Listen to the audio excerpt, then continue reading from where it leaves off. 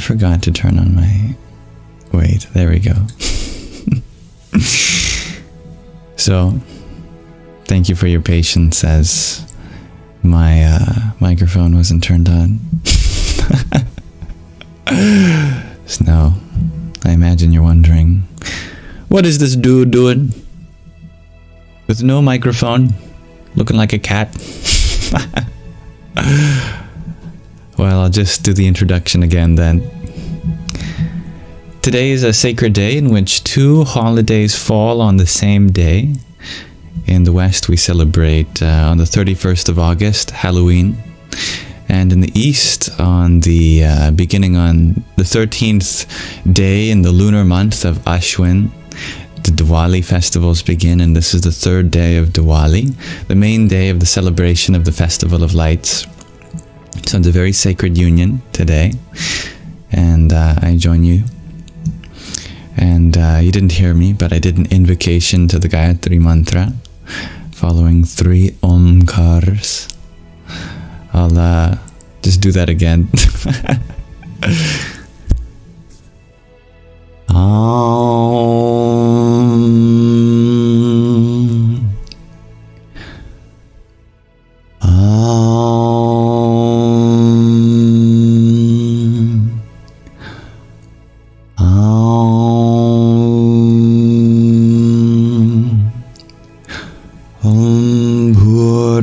Swaha tatsaviturvarenyam bhargo devasya dhimahi dhiyo yo nah prachodayat.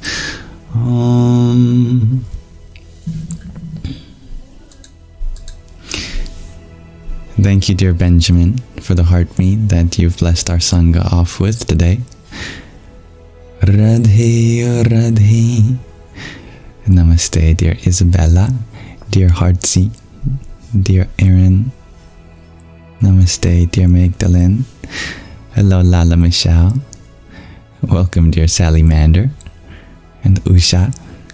Namaste, dear Christina. Meow DCC. Happy Halloween, dear Amanda. And hello, Queen Silver Foxy. And thank you, Isabella, for the finger heart that you sent to. Om Kring Kalikaye Namaha. Welcome, Zenkra and Persephone. Happy to have you here. You are Black Cat too, shares Christina. It's good luck. On Halloween, if you see a black cat, good luck. Well, I'd like to set the intention for this space as being a welcoming environment, open to everyone, regardless of background, identity, orientation, ethnicity, belief system, etc. May we come together as fellow students of life to uplift each other, relate in one another's experience, and share positive sentiments.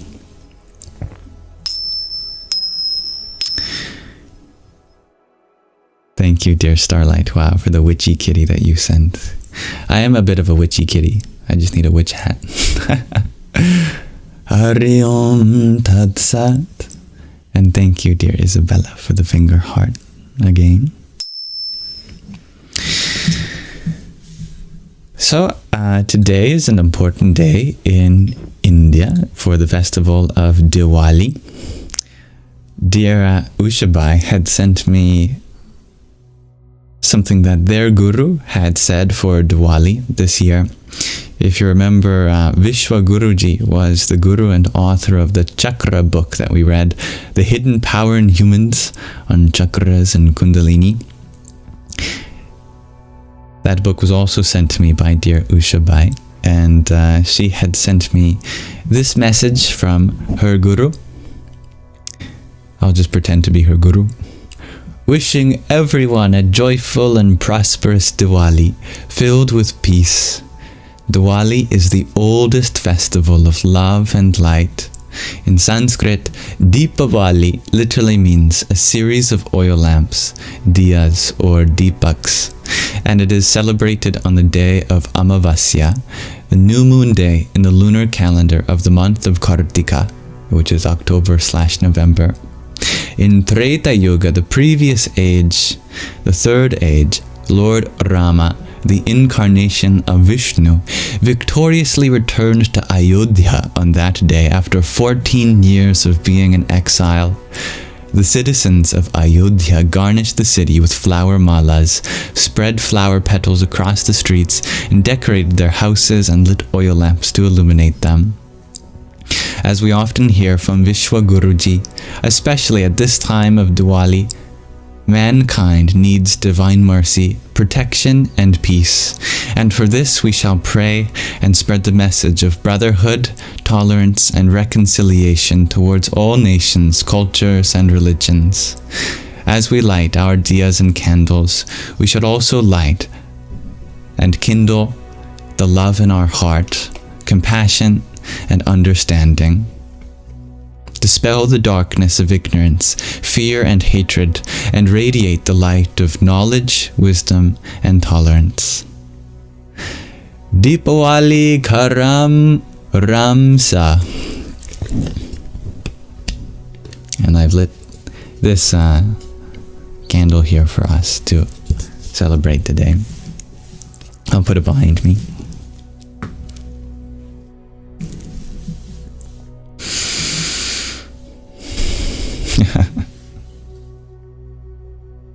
So thank you all for being here.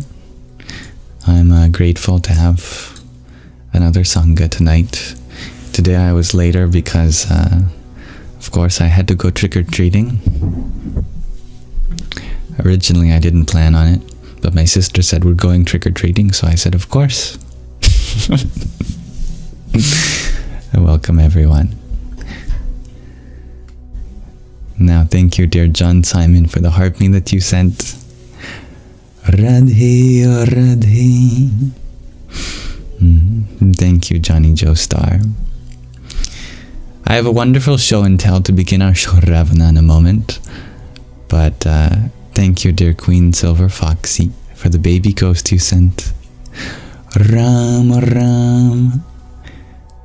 Dear Christina, thank you for your forever Rosa. Jaya Sita Ram. And thank you, dear Usha Bai, for your witchy kitty. Heart me and little crown. Om Namo Bhagavate Vasudevaya. And dear Hybrid Jen, thank you for your pumpkin and your trio of horror candles. Om Dum Durgaye Namaha. Thank you, Kevin, for the harp me. Hare Krishna. And dear Eddie, thank you for your witchy kitty too. Om Gamalir Mahakalikaye Namaha. Roxy asks, what's the best treat I got tonight?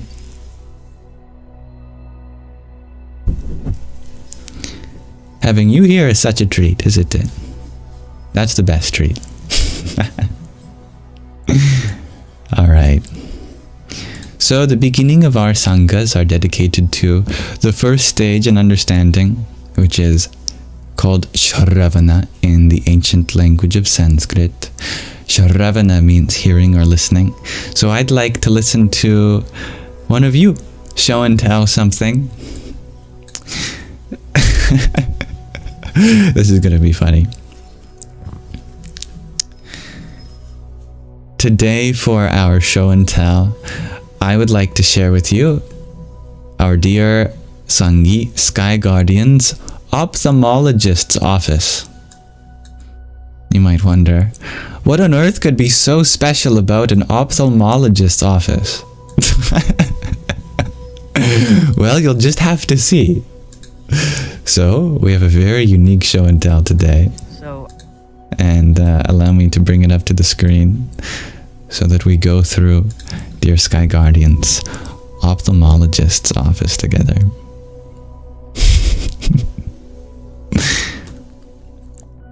Here we are. I haven't seen this, so this is going to be a treat for both of us. So I thought this would be a pretty cool show and tell for Liam's online Satsaṅga.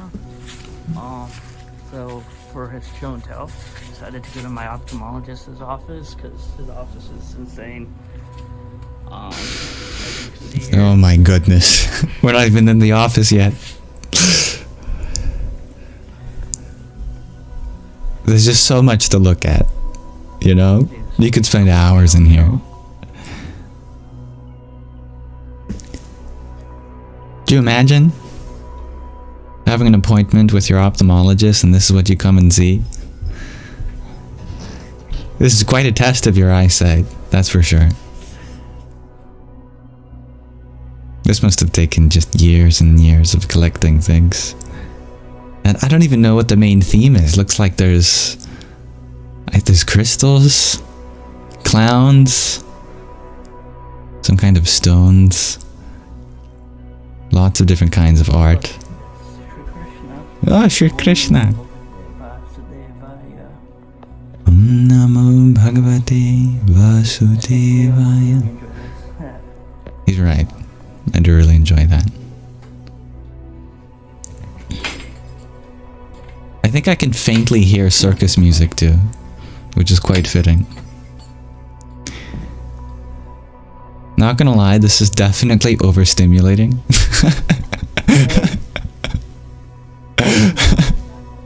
Oh my goodness. Hey, Stephen A. I have an appointment. Yeah. Hey. Yeah. I don't even know where the receptionist is. There's a ruby from India you see there. It's fine. That's fine. You can see some qualifications of the ophthalmologist just hidden. This is like the biggest game of I Spy. Now you'll definitely you'll never run out of things to play with in this waiting room. So many different kinds of crystals. And there's quotes around the room too, it seems. Yeah, if you're stuck waiting for your ophthalmologist, no problem. I spy with my little eye something that is red. Well, you'll spend the next hour naming all the millions of red things around you. A labyrinth of curiosity. Well said, dear Magdalene. Lots to see, that's right, dear Isabella. Hi, Tweety. Oh, I see Gummy. Forgot about him. Lots of different kinds of rocks. That's cool. Now this is a party.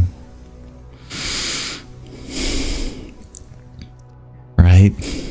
You walk in here, your eyes and brain on overload. I'd get lost in here, even though it doesn't look very big. There's definitely a lot to explore. Oh yeah, there is Radha Krishna.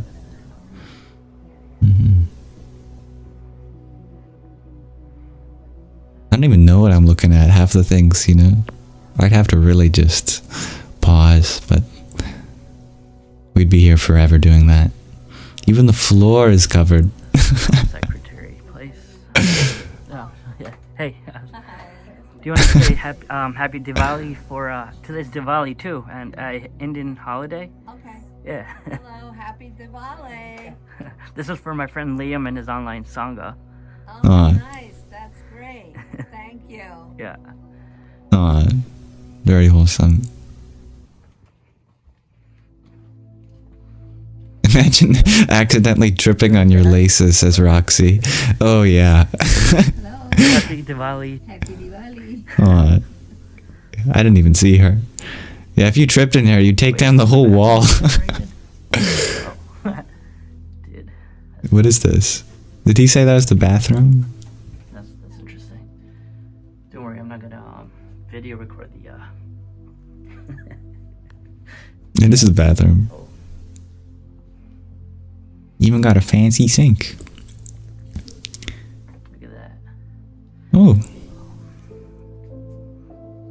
Bharat Mata Ki Jai. Maybe I should turn on the light. I don't know where is the light? Where is the light? You'll never find that, Vinay.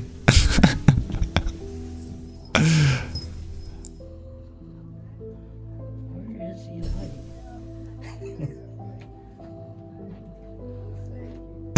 the light? He's never gonna find the light switch. That's the thing, if you lose anything in here, like if you drop your glasses or something, you're never finding them. That's for sure. Did Sky Guardian ever make it out alive? That's a great question, Magdalene. That's right, this is his ophthalmologist.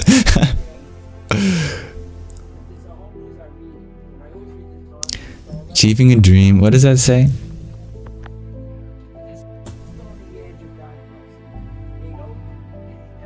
Did I skip too far? Achieving a dream, it's a little bit cut off, is about more than just what something accomplishes, but who you something come in the process. About the journey, not the destination. How did they clean that place, right? Yeah. A feather duster.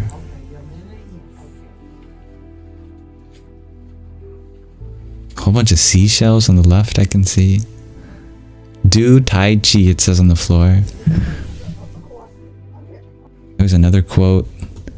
People have to really suffer before they can risk doing what they love. Wow.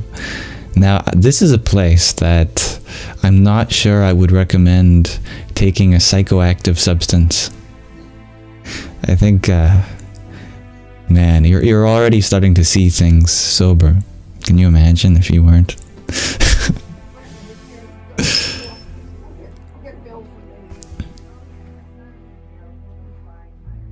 Ooh. The songs of the birds were so pleasant that it seemed a man could never wish to leave the place. The flocks of parrots concealed the sun, and the birds were so numerous and of so many different kinds that it was wonderful. That's a quote from Christopher Columbus. Oh, interesting. I would never have guessed that. This is a museum at this point, right? And you might even find mummified bodies of people who could never find their way out.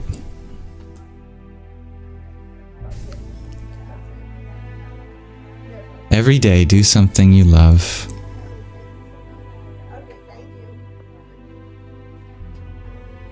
All different kinds of crystals. Imagine every day is Carnival, the world spinning to samba, pounding in every corner of the earth. Wow. So much stuff. I have no idea if I can capture everything, but I'm going to do my best. Right. The party's here, that's for sure. Even the ceiling. Oh my goodness. Is that a lobster?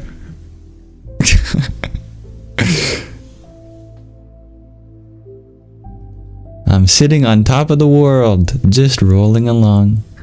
I love that. That's right, Don Suela. It is precisely the artificiality and the pointlessness of fashion that make it valuable as a vehicle for fantasy. What amazing quotes in here. We do anything to make you smile. And if you want something now, you have to stop doing something old or new. If you want something new, you have to stop doing something old. By Peter Drucker.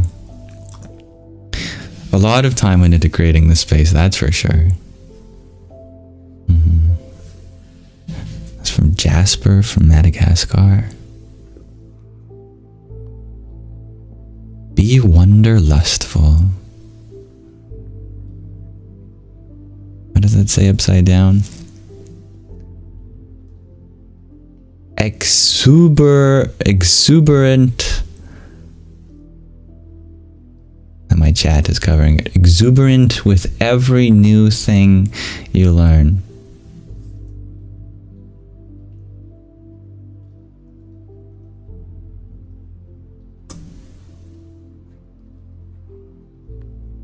Exuberate.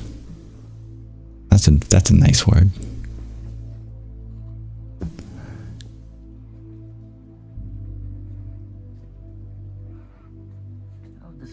Krishna again. Ah. Different form. And Lakshmi. Lakshmi, it's her day today. Yeah, I went in the bathroom. I couldn't find the lights, but I was like... Oh, so, okay, you have to do it from there, I guess? Okay. Because everything's around. Yeah. So this is right here. Wait, let me just push the garbage stuff down. If you get to the garbage here, so you don't see it.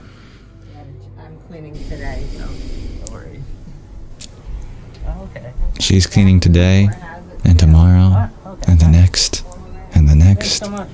She found a light switch for us. Alright. Oh my goodness. There's a poem. Oh, poem. We have to read it. Poem. Here. I think the reflection is covering a part of it, though. Ithaca, a poem by Constantine.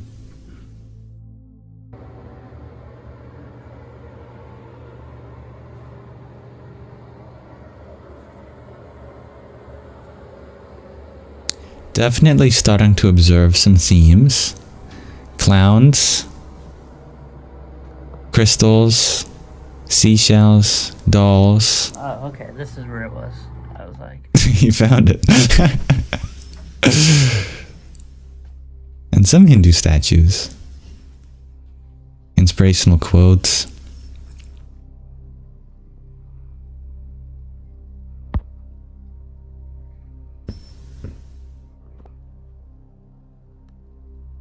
Feathers. Street signs.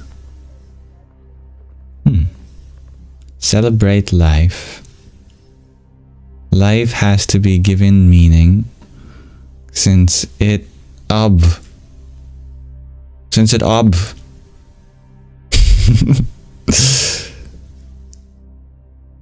everything that's has to be given meaning. You wonder, where do patients sit? I don't think they do. They just absorb themselves in the walls and they become part of the decoration.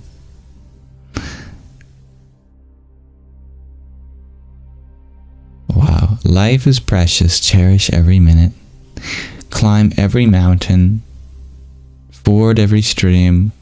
Follow every something till you find your dream.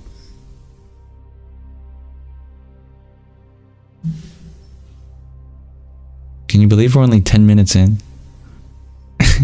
We're not even halfway through seeing everything.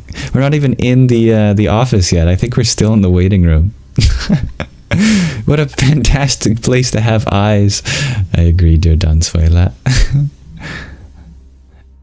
Amazed at what washes ashore. Sunrise. What does that say? Conformity is the jailer of freedom and the enemy of growth. Wow. Yeah, this would change your life. Definitely. Exactly, Deanna. It's like a giant live I Spy book. You love it, Rhiannon? I'm happy to hear that. Just bursting with life. Right? This is a fractal. What did that say? Get out of the house and bloom, dream, see things differently. While they were saying it could not be done, it was done. I like that.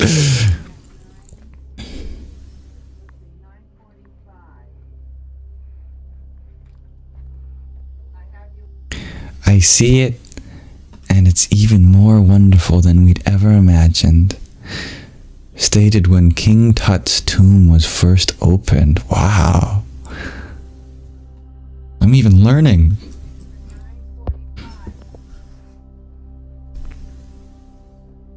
I wonder what gave him this idea, you know? Clearly he had a vision. This is where intrusive thoughts are born. I think in this place, all thoughts are welcome. I just get that vibe, you know?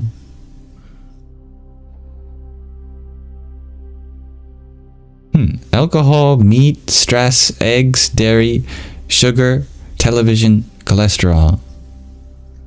Those are the Rajasic and Tamasic foods. And foods for the senses. It says eat fish. Well, no. As you know me, I don't eat fish. No, that's not Sattvic. Dance. He approves of Tai Chi.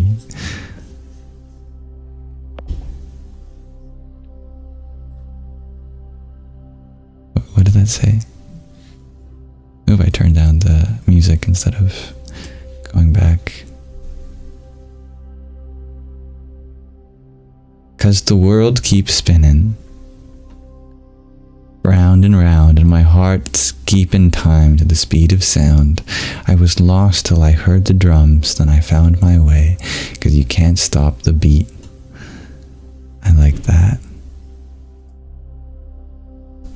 It's probably a song lyric.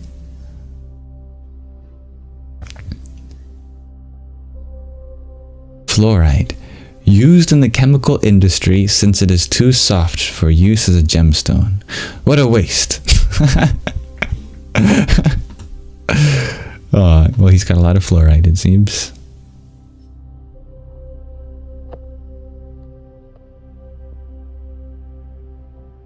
It's got the name and location. Restroom in the woods. I suppose there is a lot of room in the woods to rest.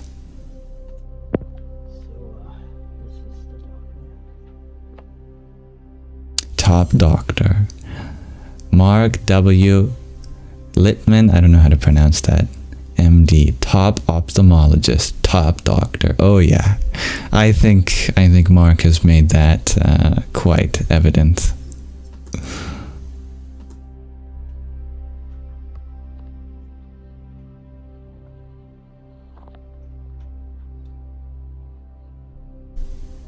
Happiness is treasure hunting. Ah.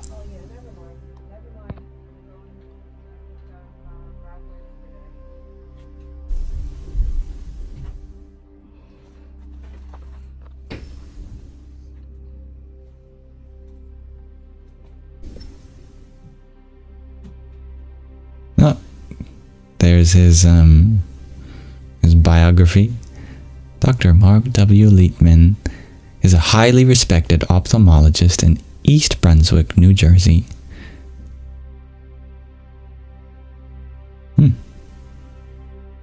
Congratulations to Dr. Mark Leitman, Most Honored Doctors 2021, the legacy lifetime achievement in education. Not only does he have a great sense of decor, great doctor too. I think this is an ophthalmologist that doesn't just care for your ordinary eyes, but cares for your third eye too. You'll definitely open your third eye here. Because you'll run out of things to see with just your two. Oh, they're all from Rutgers University? Yeah. So he made them bigger. Ah, okay. Yeah, they're from Rutgers. Nice. Yeah. That's so cool. That was years ago, though. Beautiful flowers. Yeah. They're from Rutgers. Yeah.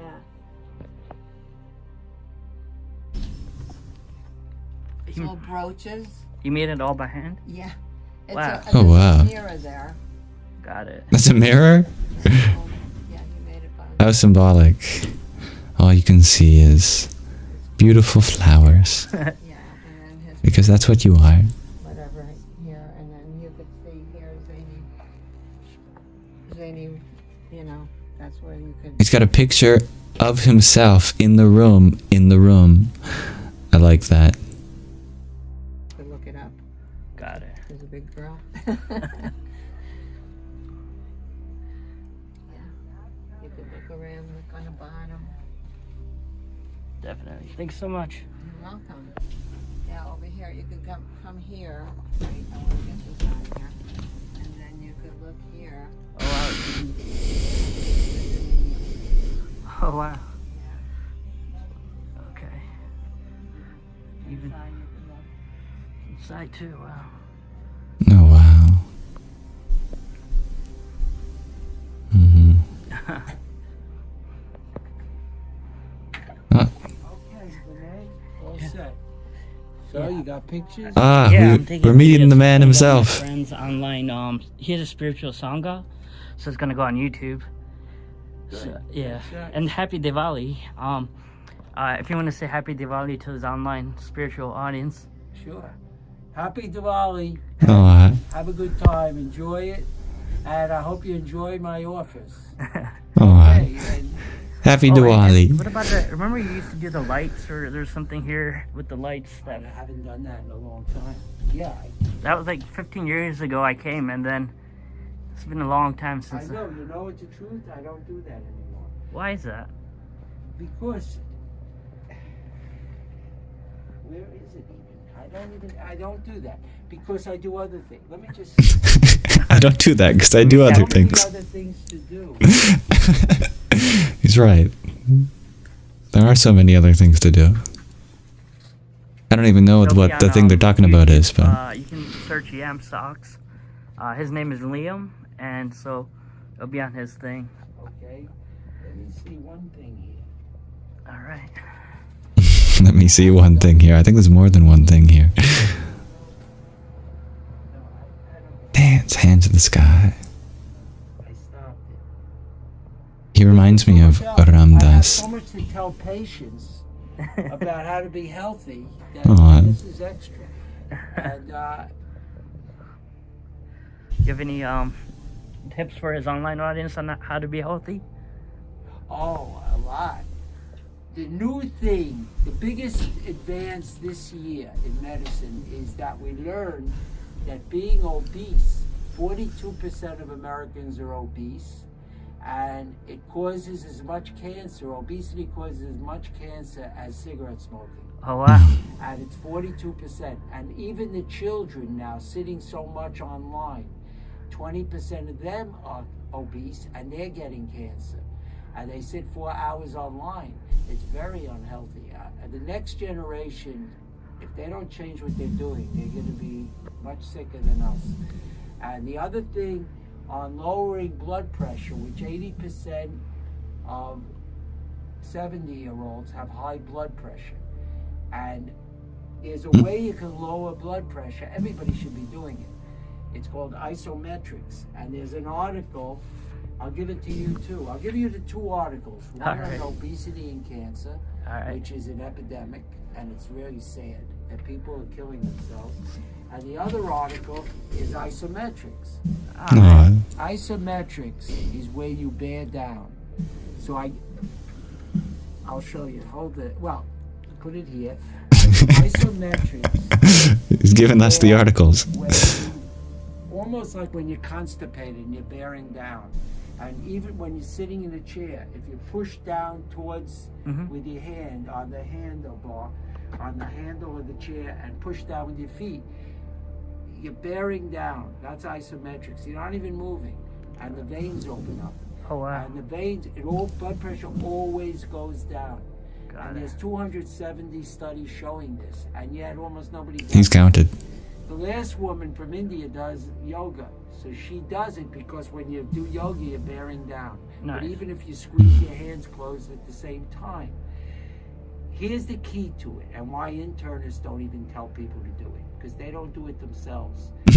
What they should do is take your blood pressure at home before isometrics and after, and you'll see it goes down 10 points. And finally, it permanently stays down because the veins open up, and they permanently stay open. So I got my blood pressure now, it was always 132, it went down to 120. So at 78, I'm on no medicine. I Wow. exercise 3 times a day. I do Tai Chi at night, and while I'm doing Tai Chi, I bear down. I squeeze my hands so the veins open up.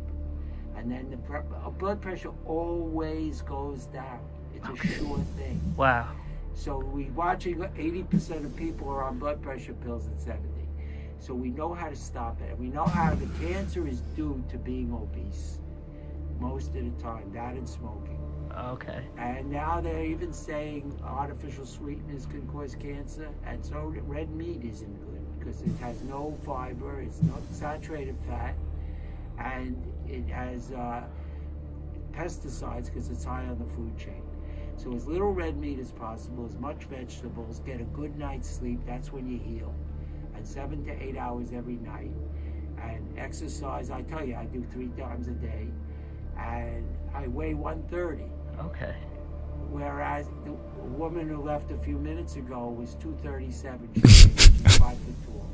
Oh no. Over 100 pounds more than me. And she's on all kinds of medicine. We're causing disease. And people are getting stupider. They're not reading. He does not hold back. And so with 2 other newspapers.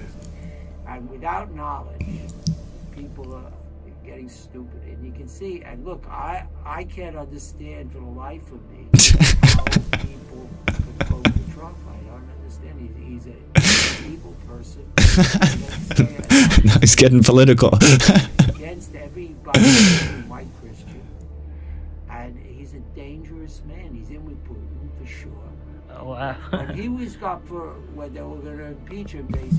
He said, I'm not in with Putin. Now he just sent him COVID kits to Putin. He denied he did it, and then so he's in with all the dictators of the world. And if we don't think we can lose our democracy, if he's in, he believes in dictatorship. So I'm watching how stupid the country. They're getting fat, sloppy.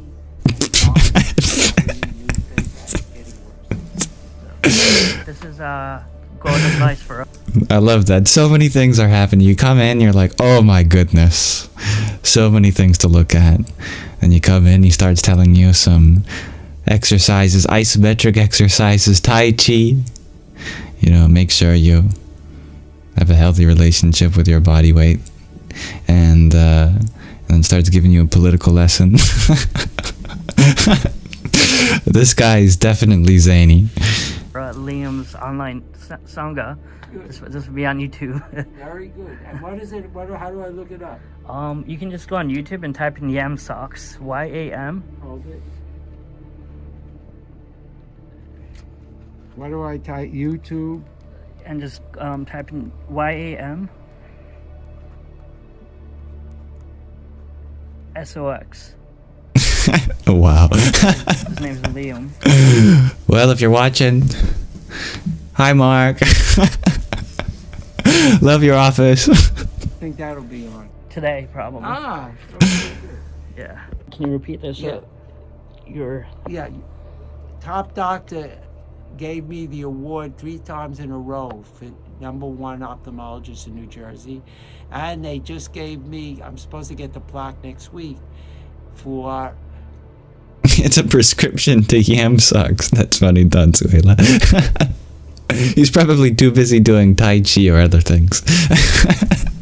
He's got so many things to do, as he said. Lifetime Achievement Award.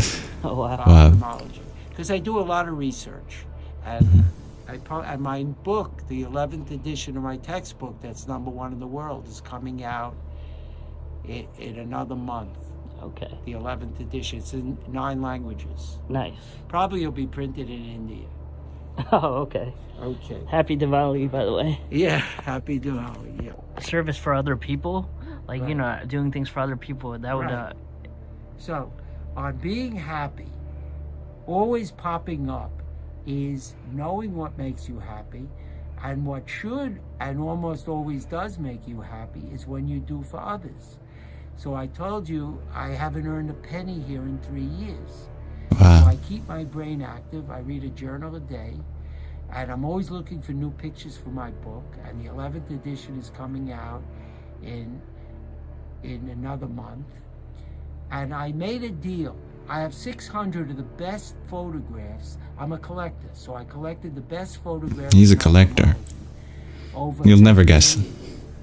And I made deals like with the University of Iowa. I won't make any profit on this book if you let me have access to all your photos. Roxy says, I wouldn't have any money either if I had to keep collecting the universe. But I wanted to hear what he's saying. Let me go back 10 seconds. Profit on this book. You won't make any profit Have access to all your photos. on the book. I did that with big universities everywhere. So I never earned a penny from my book. But I give it out for free. I use the money that is generated to give out free textbooks to all the Oh, wow. Oh, wow. and I'm going to be doing that in another month or two. This goes perfect for what Yamsox is all about. This actually, this is what he teaches, and so this is going to be perfect for his. Doing for others. So then so one woman from Alberta, Canada, emailed me 2 weeks ago. That's where I was born. She said, "Here's some corrections for your new book." And I changed it. I called the publisher and I put them in. She had like 20 corrections. And she says, I'm graduating medical school and I loved your book, but I noticed there were some things that you could update.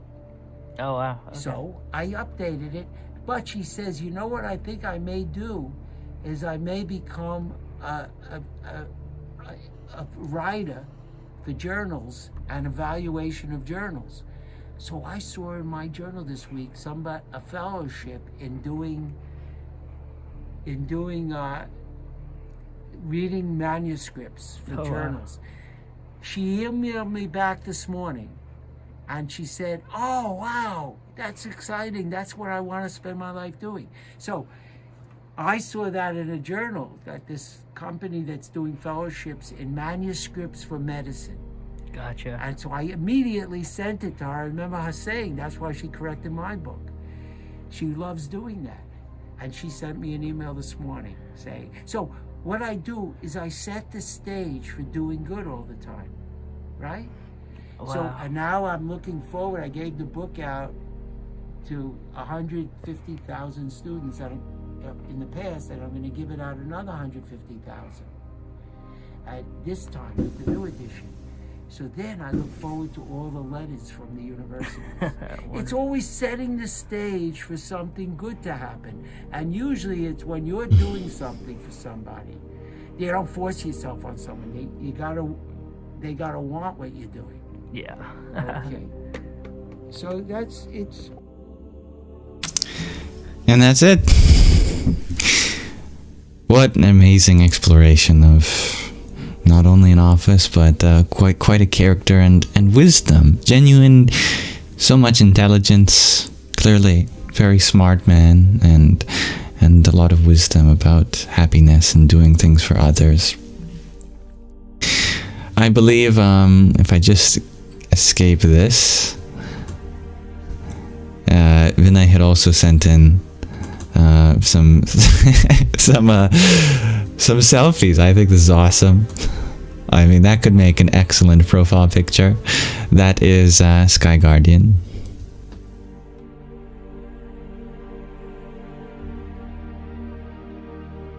Awesome. Well, thank you, dear Sky Guardian, for sending this in. And thanks on behalf to Mark for allowing our Sangha to explore his office. I think that's awesome. I didn't expect for the fourth wall to be broken so many times. Happened a couple times where, this isn't just a documentary. We've got first reporter on the scene, Sky Guardian. So that was pretty cool. What an amazing show and tell. I love that. Thank you. Thank you all for watching. Sky Guardian is also amazing. Such a lovely Sangi and friend to us all. Well said, dear Don Suela. I think he's asleep right now, so he's not in the Sangha, but I'm sure he'll watch this. Thanks from Ushabai to Sky Guardian. Thanks from Angel. I would go cross-eyed in there. Me too, dear Roxy. Thanks from dear Magdalene. Namaste. Well, that was really fun. I enjoyed that a lot. Welcome everyone who joined while we were going through that. Now, we are just beginning our Śravaṇa, or halfway through.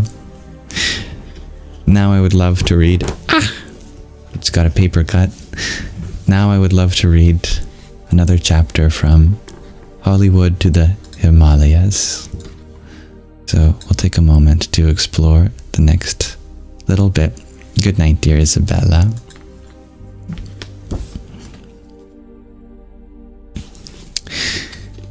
This is the 41st chapter called Satsaṅga. You already know part of that word. Satsang comes from Satsaṅga, and I've named the thing that we do here a Sangha. A Satsaṅga is a Sangha that is true. Sat, true in the sense of,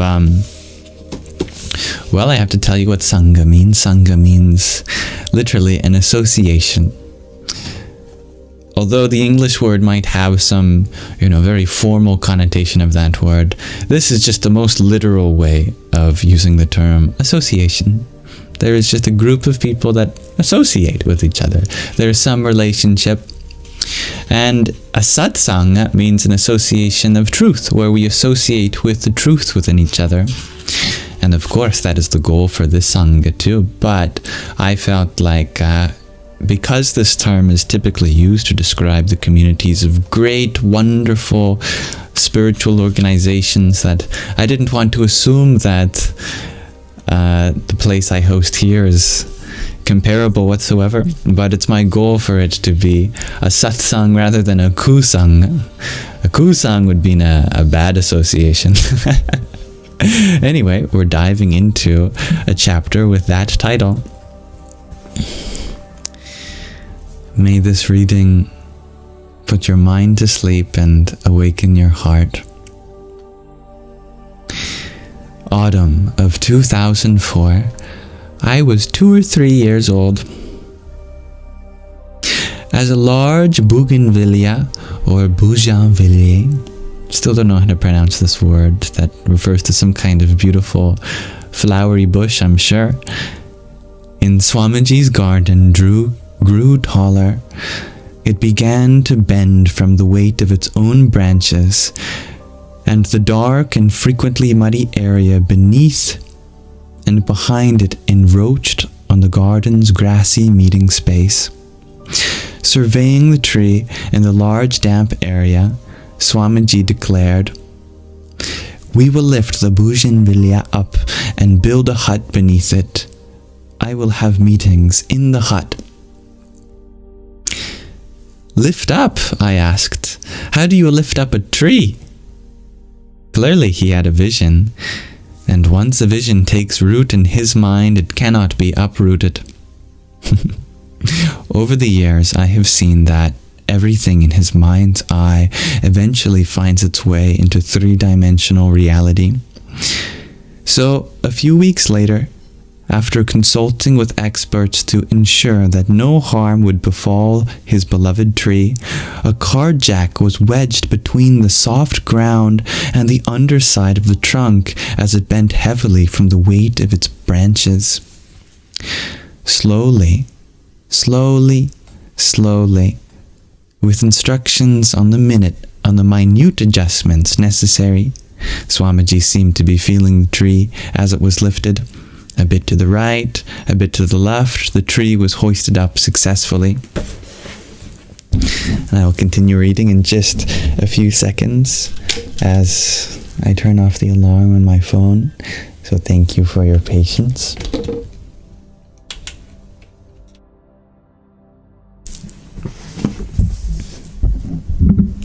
Wooden poles were erected, and the makings of a roof began. A slab of cement was laid on top of the wooden poles, all the while ensuring that the tree was not only untouched, but also had plenty of room to breathe. "Come a bit further away," Swamiji instructed when the roof layers got too close. Then a floor was laid of gobar, a traditional Indian mix of straw and cow dung. I derive great amusement from informing people that they're sitting on cow dung. And eco-friendly designers covered the 3 walls and the roof with bamboo.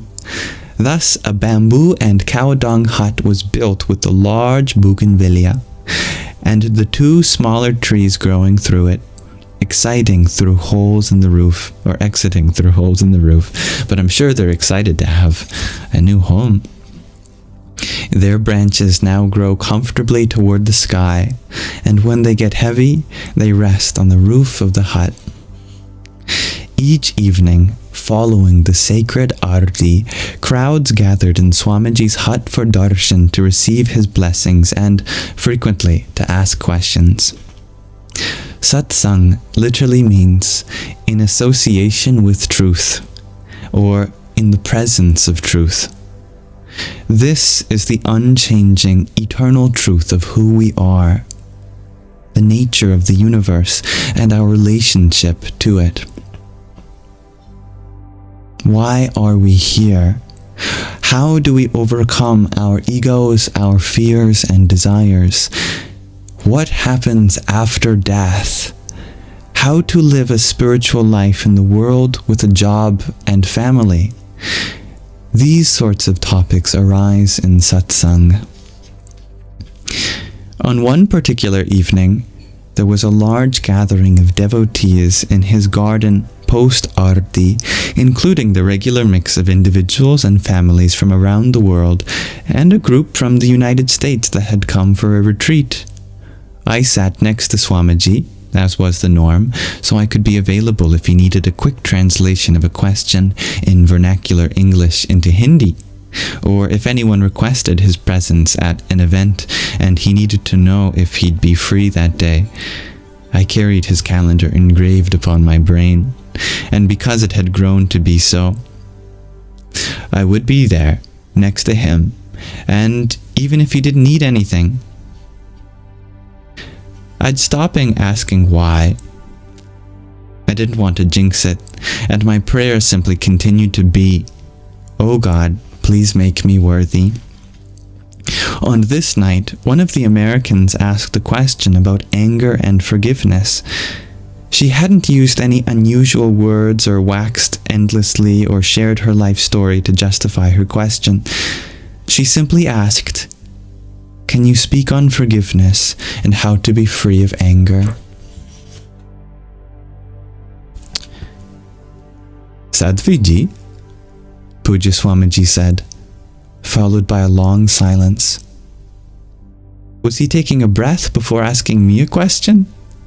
"Sadhviji," he asked again, and closed his eyes to meditate. When I looked at him, wondering where the rest of the sentence had gone, his eyes were closed and his hands rested palms up on his crossed legs in Dhyan Mudra, the hand posture for meditation, tips of his thumbs touching the tips of his first finger, with the other 3 fingers, middle, ring, and pinky, stretched out over the knee. My eyes followed the direction his fingers pointed toward the back of the garden, hoping that was a clue, as though my instruction would be inscribed on the wall. There was only a bush of fragrant white jasmine filling the garden. No answers. I looked back at the crowd. It was clear that they were expecting me to answer the question. He had turned it over, fully and completely, for me to handle. The unspoken rest of the sentence was, "You answer this." Over the preceding decade, I had written several articles on Swamiji's behalf on topics related to anger and other emotions, and on the importance of forgiveness. I had also written 2 books on his behalf, Drops of Nectar and Grace in the Home, containing his wisdom, channeled through my slowly improving mind and hands on aspects related to living day to day as spiritually as possible. I had listened to him give countless responses to such questions in the past. Do you want to be in peace or in pieces? Do you want to be better or bitter? The choice is yours. You can make your life heaven or hell. It is up to you. As in his teaching to me during the first days in Rishikesh about having to draw the line myself, Pujya Swamiji emphasizes the most fundamental form of self-empowerment. Your own happiness is in your own hands. No junk mail, he urges. When junk comes to your email inbox, you delete it. You don't read it or save it. When it comes to your eyes or your life, you must do the same. The fact that someone sends you junk mail does not mean you have to accept it. Just hit delete and move on. So, I knew the teachings. Even if I couldn't implement them all the time, I could write about them with ease. But now I had to answer verbally. I was already doing a lot of public speaking, and I knew Swamiji's teachings well, so I wasn't concerned. I began to arrange the index cards of my brain. What points to start with? What were the main ideas? What order to present this teaching? And as I tried to arrange the cards in my mind, I froze. I closed my eyes. Maybe if I weren't distracted by their faces, I could get these index cards properly arranged in my mind and give a coherent and appropriate, hopefully even intelligent answer. But although I couldn't see their eyes, I could feel them. I shuffled and reshuffled the cards in my brain, but nothing worked. I couldn't arrange them fast enough. Maybe he's playing a trick on me, I thought. I've heard lots of stories of gurus doing that. To hit at one's ego, to dissolve illusions, to test one's faith, for all sorts of reasons. Just because Swamiji hadn't played a trick on me before didn't mean he wouldn't now. Maybe it's a mirage, an optical illusion my guru had created to show me how stuck I still am in my own ego. Maybe if I just squeezed my eyes tightly shut, I could make the illusion disappear. So I tried. I squeezed my eyes tightly shut, wrinkling my face in a way that must have looked really funny to those watching, but who had the graciousness never to ask? What were you doing when you scrunched up your face? I think I put the emphasis in a funny part of that sentence. Wrinkling my face in a way that must have really looked funny to those watching, but who had the graciousness to never to ask, what were you doing when you scrunched up your face? Then I opened my eyes, expecting the garden hut to be empty except for me and my laughing guru, who would say something like, "You are not ready for anything. Look how nervous I made you just by putting you on the spot in front of an imaginary group of people." But they were still there, still looking at me. No one had budged. I turned to my left and saw Puja Swamiji, still deep in meditation. He wasn't going to bail me out. So I closed my eyes again. I'll figure this out. It isn't rocket science. She's asking about anger and forgiveness. I can do this. I began to search for the index cards again, but I couldn't even read them. My heart beat faster and my palms began to sweat. Finally, I surrendered. I cannot do this, I said to Swamiji in my mind. I don't have it in me. I am so sorry. You have given me a task and I can't complete it. I don't have this answer. My breath slowed. I was no longer stressed. I was rather resigned to the deep and painful awareness that I did not have the answer. I could not pull it forth from any corner of my brain. I wasn't up to the task. In my mind, I bowed at Swamiji's feet in my mind and repeated, I don't have it in me. I cannot do it. I am so sorry. I gently opened my eyes, ready to sit in my own paucity of intelligence. That's another new word. Paucity, P-A-U-C-I-T-Y.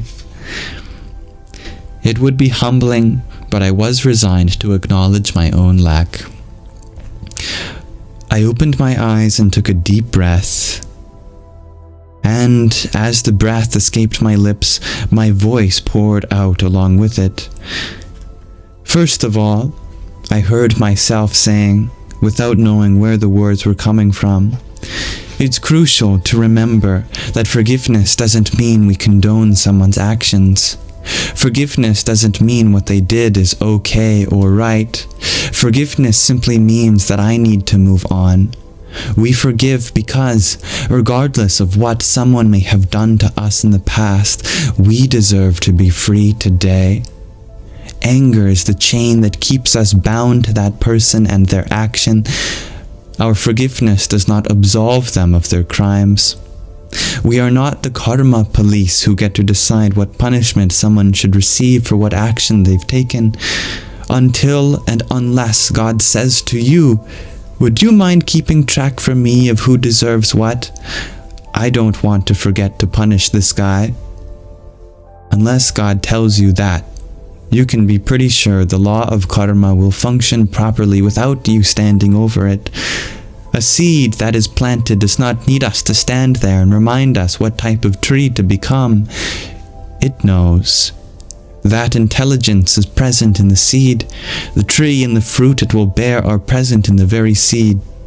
In the same way, the seed of abuse or betrayal that someone has planted is going to grow into a tree in his or her front yard, the fruit of which they must eat. We forgive because not to forgive is a refusal to become who we are, a refusal to step up to the plate of our own lives.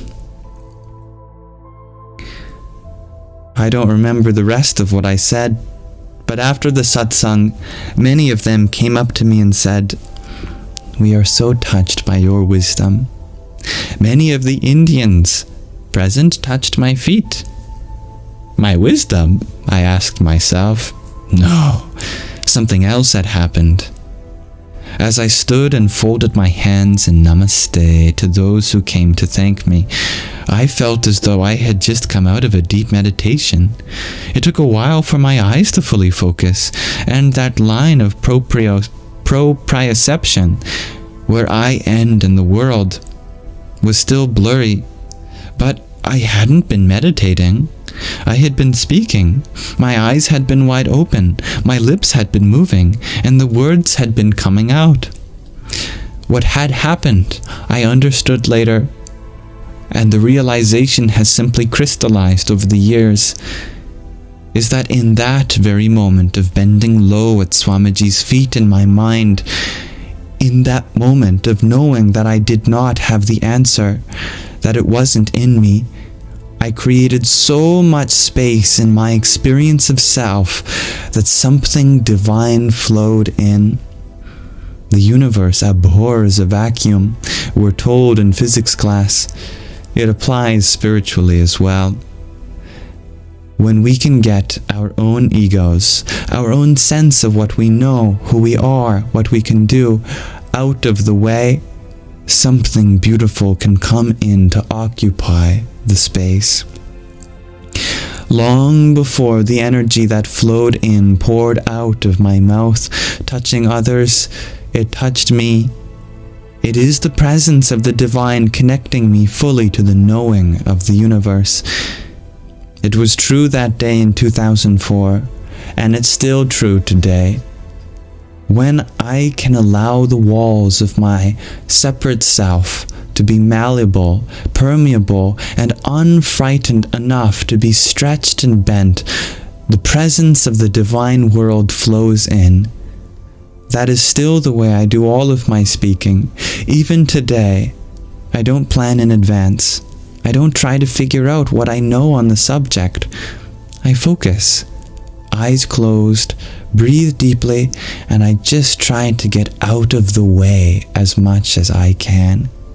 Whether it's satsang or a keynote address, the only way what I say touches people is when I get out of the way enough so the divine flows into and through me, touching and filling me, and then, as my cup very literally runneth over, it spills out of my mouth into the space around me.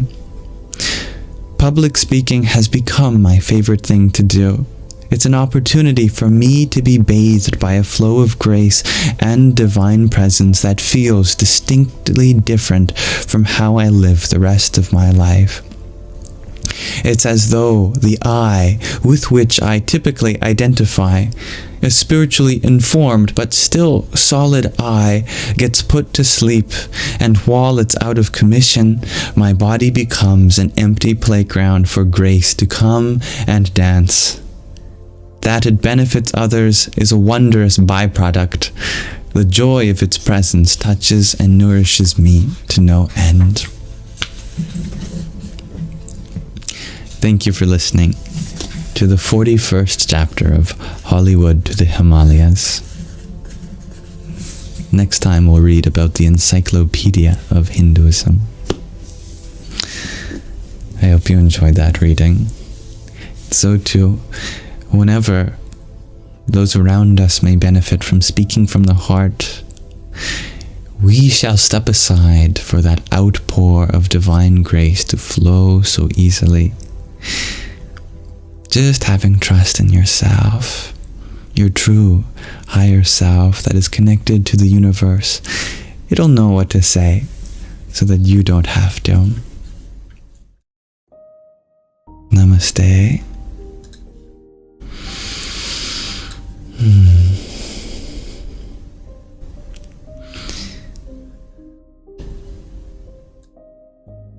Now we can transition from our Śravaṇa, which has already been an hour so far, to our Manana, so we can process some of our experiences. It'll be a shorter one than usual, but still we can take some time for questions and answers.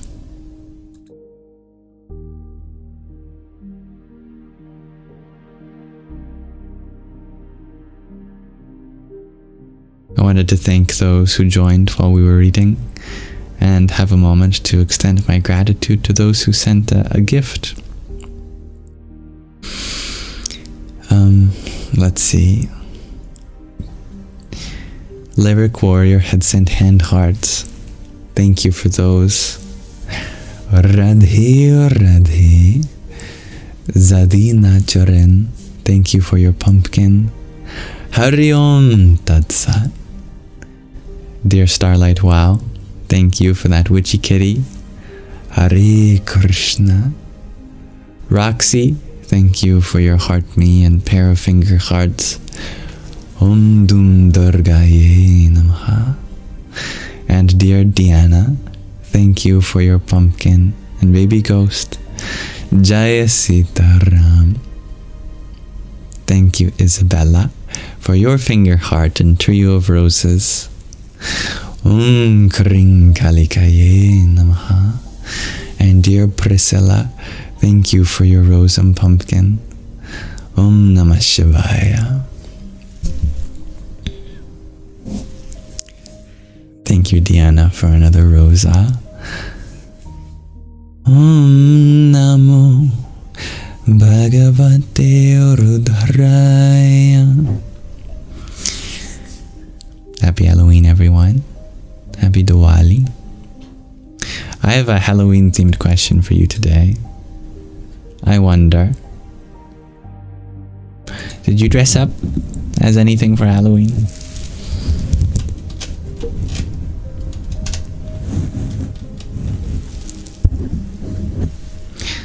I would love to know. And thank you, dear Texas Judge, for your rose. Om Gamalir Mahakalikaye Namaha.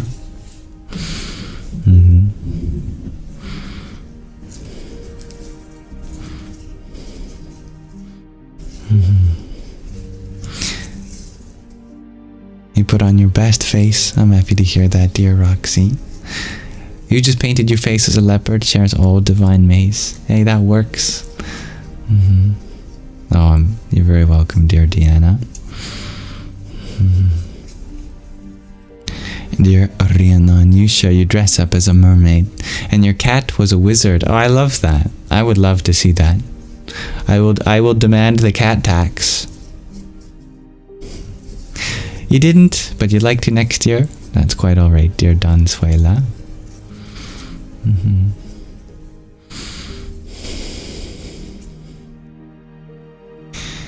Playfulness is the essence of life.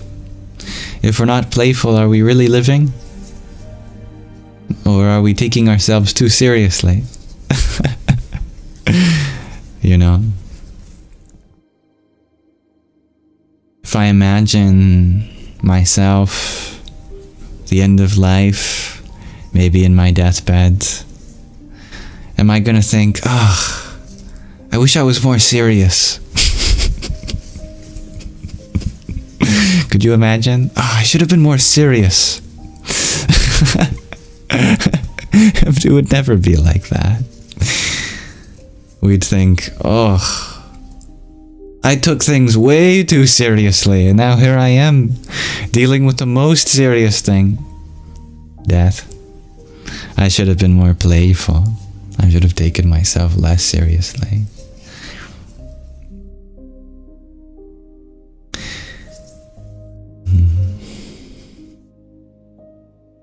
You can relate with that, dear Deanna. Playful and playfulness. Dear Roxy, you share. You keep telling everyone that, but no one takes you seriously.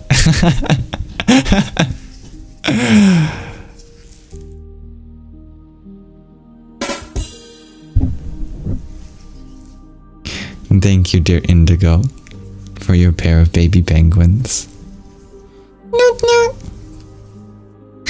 I wonder if any of you have seen Pingu. I hope so. You deserve to see Pingu. Thank you for your septet of roses in addition, dear Indigo. Triambakam yajamahe sugandhim pushti vardhanam urvarukam iva bandhanan mrityor mukshiyamamritat. Now, who remembers the name of that mantra? I'm testing you. All divine maze, you share. Before you left your home, your twin sister and you were Raven and White Raven from Teen Titans. Awesome. I love to hear that. Dear Roxy, you share that you're pretty sure that you deserve to see Pingu is the best thing you've heard. It's true. Pingu is amazing. He's so sassy. He is sassy, isn't he? What a sassy penguin. Oh, that's quite all right, dear Indigo. I'm more than happy to have shared your wonderful documentary. Thank you for making it and sharing it with us all.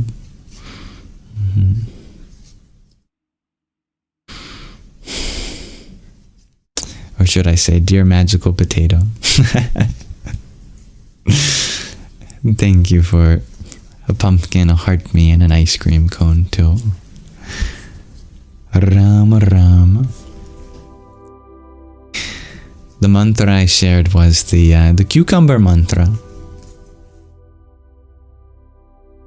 Just kidding, it's not actually called the cucumber mantra, it's called the Mahamrityunjaya mantra, the great death defeating mantra. But I call it the cucumber mantra because in it you wish to be like a cucumber, severed from your stalk, meaning let us be severed from our attachments that hold us back. And I just love that. Such an ancient and sacred mantra. Oh, may I be like a cucumber.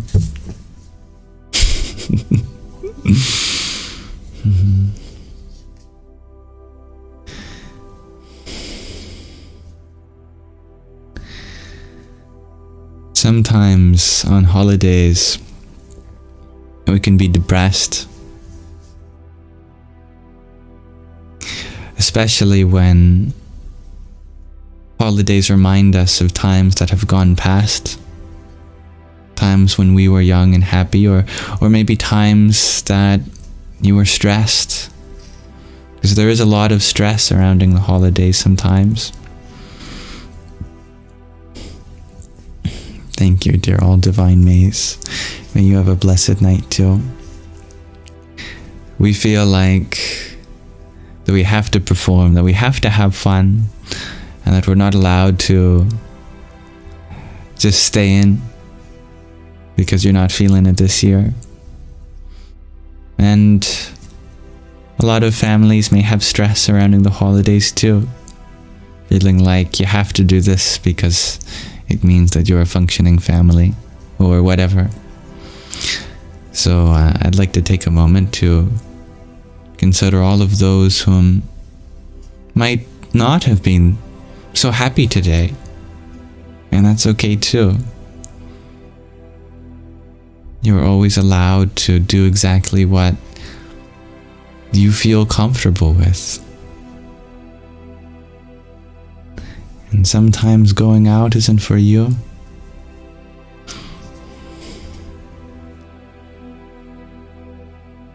It can be bittersweet too, to reminisce on the past and our relationship to our childhood. You might feel a little sad that our childhood might be over. But the truth is that inner child never goes, and it's always in there. Sometimes it doesn't get to see the light of day because it was forced to grow up. But now that you're grown up, as an adult, you get to choose if you want to be a child at any moment, you know. That's the irony. As a child, we might not get the choice to be a child. But as an adult, you can say, I choose to eat ice cream for dinner tonight. If you really think about it, you have the possibility to be the best version of your childhood self that you want to be now. Mm-hmm.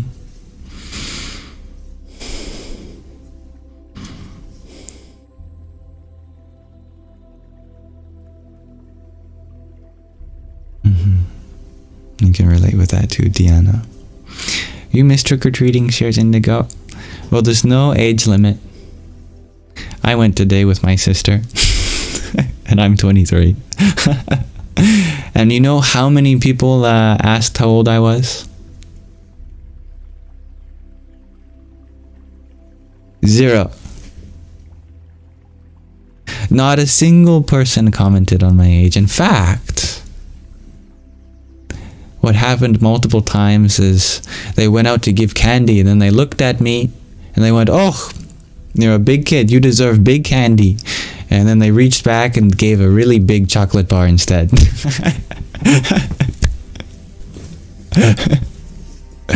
Big kids get big candy. Thank you, dear Babel Fishy, for your pumpkin. Om Sum Suryaya Namaha. Hello, the letter A. One of my favorite things to see on Halloween is all of the parents dressed up as they walk with their children door to door. I saw some pretty clever parent costumes. I think that's great. I like that they still participate themselves. I think one of the cutest was the husband was wearing a beekeeper outfit and the wife was wearing a bee suit. So he was the beekeeper and she was the bee. I thought that was really cute. Makes sense. She's always the one stinging.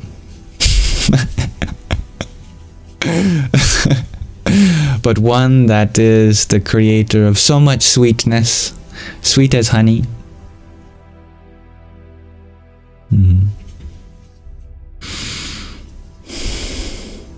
Dear Deanna, you shared that you allowed your kids to eat backwards on occasion.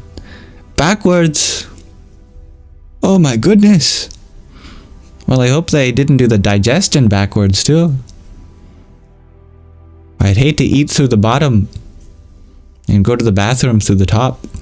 Oh, I like the regular direction of eating. Thank you very much. Now you share, you did dessert first and then second dinner. Ah, that kind of backwards. Good. Happy to hear that.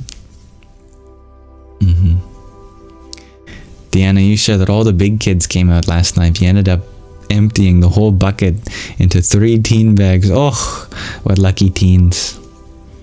I like that. When it gets to the end of the night, they ask you, are there any more children? You look back and you can see children, you go, nope, we'll take the rest, thank you. Just kidding. I didn't do that.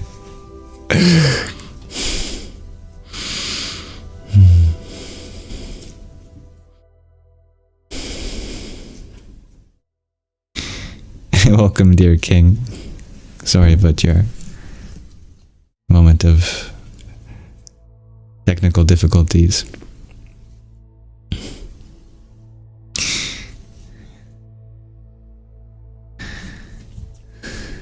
I also love seeing all the different pumpkins. I saw a Rick and Morty pumpkin today, that was pretty cool. And lots of pumpkins eating other pumpkins. I don't know what's with the pumpkin cannibalism this year. It's a problem, you know? I really like how Halloween is genuinely spooky. But at the same time, there's a whole other layer to it that's just so funny and ridiculous. I had a moment of surreality when I was looking at someone dressed up as Michael Myers, you know, with the mask and everything. For a second, I'm like, oh geez, it's Michael Myers. And then I just realized that he's just on a shift tonight. You know, he's working for some candy. That's what we're all doing really as children. We gotta work for our candy today.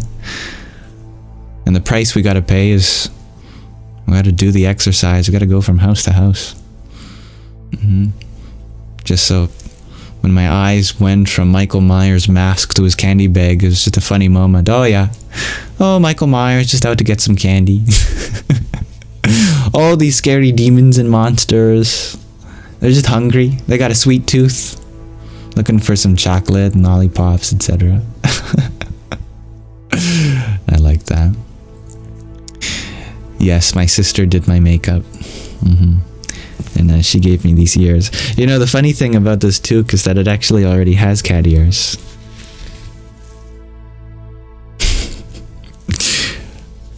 As crocheted by our dear Sangi, Marcy. But my sister gave me these.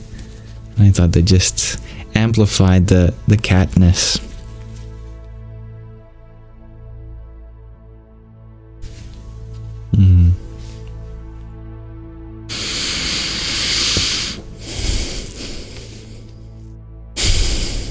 Thank you, dear Rahina, for your heart. Me too. Om Namo Buddhaya. How old is my sister? My sister is 8 years younger than me. That's how I remember it. So if I'm 23, then she's 15. She's getting old herself. Thank you, dear James. Good morning, dear Ragnhildar. And thank you, Ms. Bliss, for the heart me you shared. Om Namah Shakti Shivaya. All the dogs hated me, or maybe they were just really excited to make friends with me. I think they recognized I was a cat. One lady said, I think my dog wants to kill you, but with love. And there was a funny pause between those two clauses of the sentence. I think my dog wants to kill you, with love.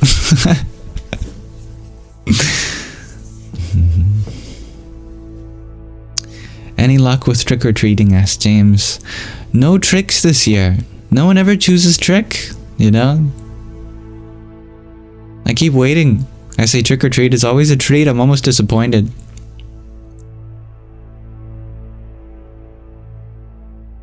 I'm just waiting for one day. You open the door. Trick-or-treat. They hold out a deck of cards. Pick one. Pick any card at all. And they're going to give you a magic trick. And then without thinking, you just take the cards and you put it in your bag. Happy Halloween, you walk away and they're like, hey, wait. That wasn't... Oh, why do they keep doing that?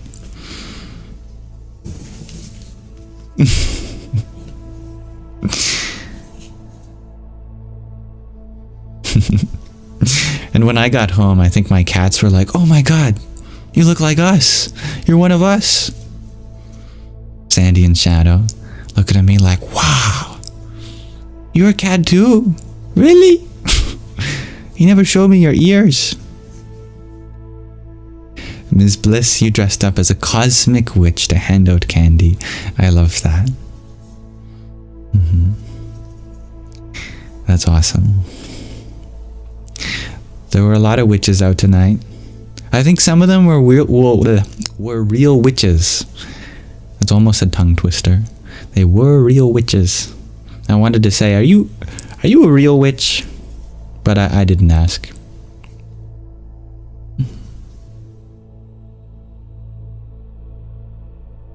Thank you, dear Mahina Greta, for the baker's dozen of roses.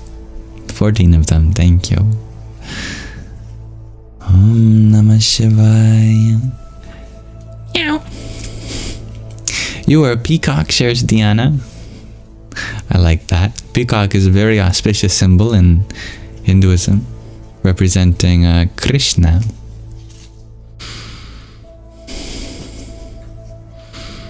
Dear Billy, what candy did I get that I love?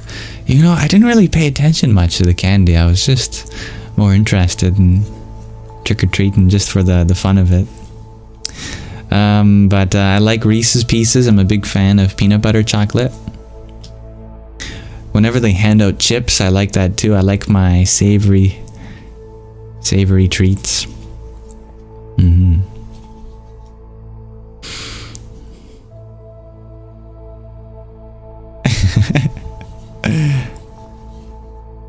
Dear user 364, you ask, how do you maintain low stress at a high stress job?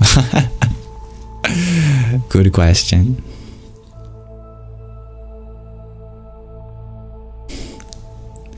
By understanding the source of stress is not actually in the job, but it's in you. And it's not to blame you, it's to empower you, that if the source is within you, then you have the ability to control that stress. You might ask, how is that? When all of the deadlines and expectations are coming from outside, all of the faces that my boss and coworker gives me, and the clients and all of their impatience, how could you say that the stress is coming from inside when clearly everyone around me is wanting me to perform to some speed, to some extent, right? Well, the secret answer is, you get to decide how much of their expectations you want to take on. Someone can expect something of us, but do we expect ourselves? If the answer is no, then it's no problem. You do your best according to your own understanding of what you're capable of.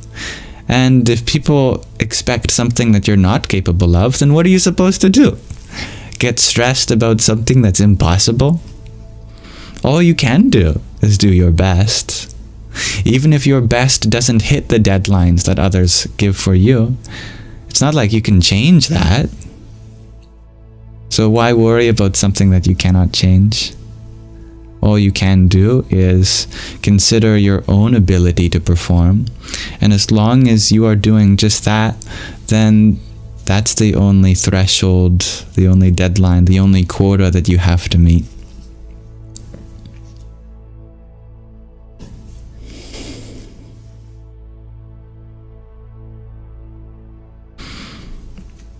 Also, you can understand that work is not just something you have to do.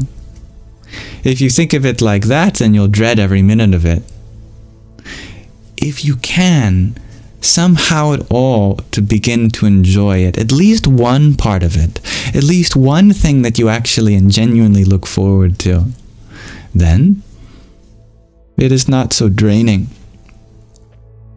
Work is about service. If you weren't giving service, then no one would pay you for it.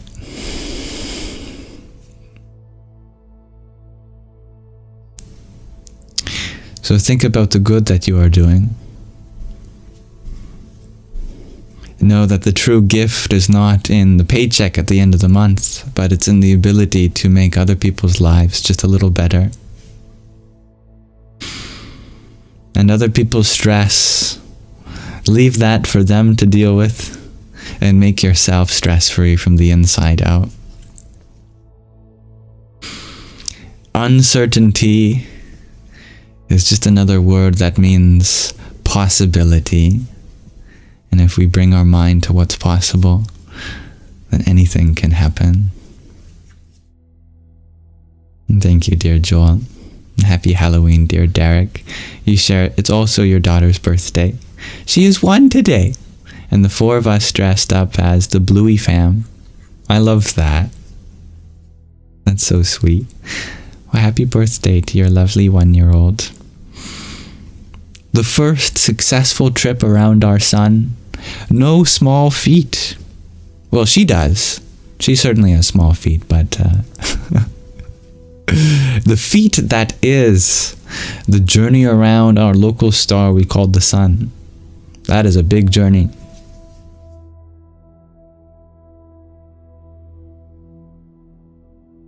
So congratulations, and may there be many more. And may she continue to bring so much light into our lives.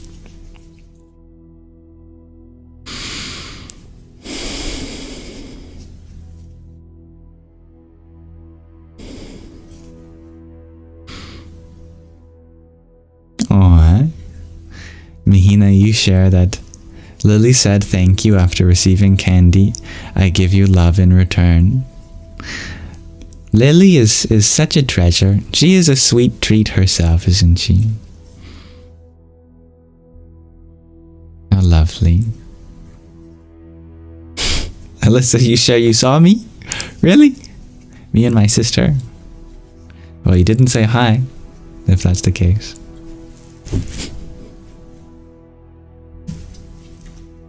Is it because I'm a black cat and black cats are bad luck? Hello, dear Oscar.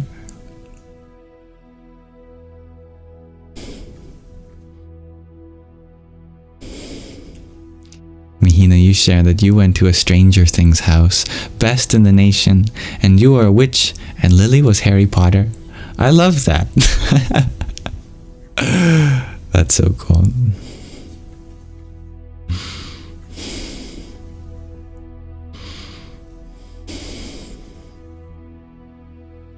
You know, I hate to say this, but I think the leash I'm wearing, I think the cats have thrown up on it.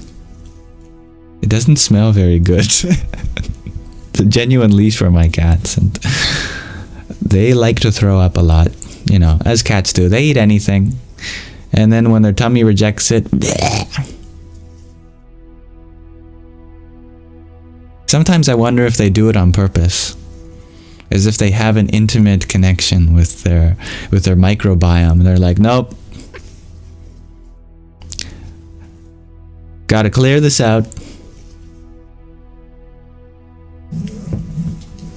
You didn't see the leash? No, it's right here. Yeah.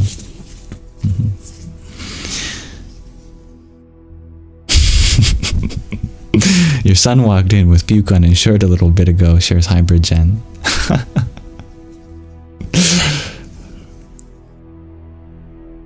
Children, they're always thrown up. They're always glummy. That's what me and my sister call feeling nauseous, feeling glummy. Taken from the Big Friendly Giant movie, where he drinks the whatever that green liquid is, where the bubbles go down instead of up. And he goes, ho ho ho, it's glummy.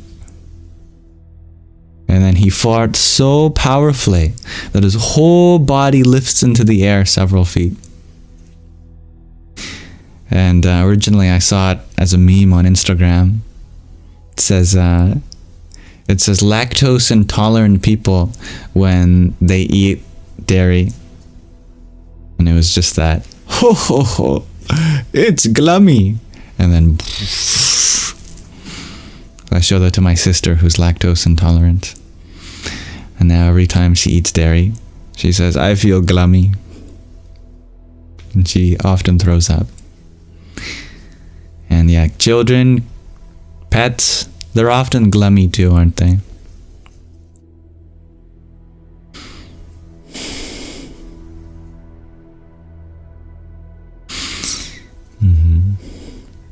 Thank you, dear Deanna. Thank you, dear Taylor. Rhiannon, you shared that you were walking your cat yesterday and he threw up in front of your landlord twice. Well, I would too if I saw a landlord.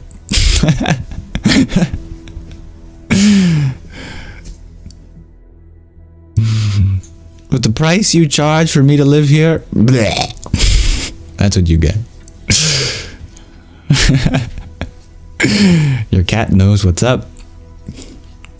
You love family made-up words, shares Billy. Yeah, something many families do. We have some article of furniture in our house that I don't think we ever knew the proper name for. It's this big wardrobe cabinet-looking thing. And I guess at one point, someone forgot the name of it, so they just said, yeah, it's over there by the Hoosier. And so we call it the Hoosier now. That's what it is. It's the Hoosier. I wouldn't know it by any other name.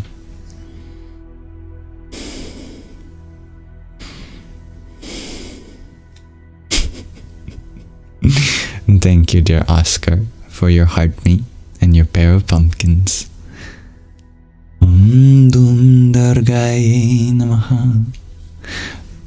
Was it actually called a Hoosier?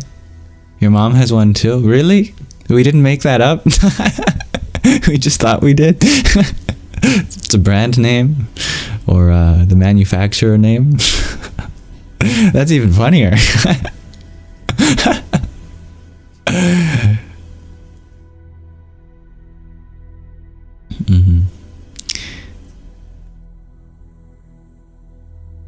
Yeah, I think it's a much better word than nauseous, you know, because even the word nauseous can make you feel nauseous, you know, just by the association. I'm nauseous. But if you say I'm glummy, the glumminess immediately begins to dissolve. That's a real brand, Hoosier? Wow. I gotta tell my parents this. Now I wonder what the original story is. Someone said Hoosier and they were right, but everyone else probably burst out laughing like, ha ha ha, you forgot the name.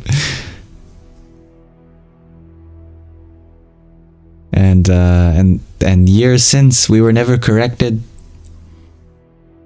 Like, who in the family do we have to apologize decades later? You were right, it is a Hoosier.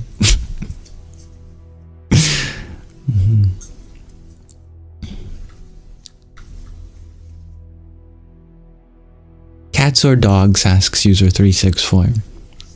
Well, of course, both, if we can. Love all animals.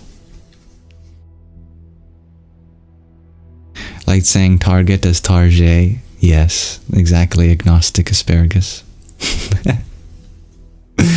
Like calling a sofa a Chesterfield. That makes sense.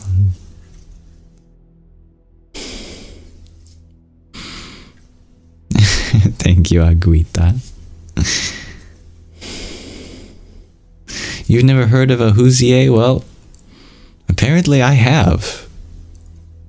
Even though I didn't think I did.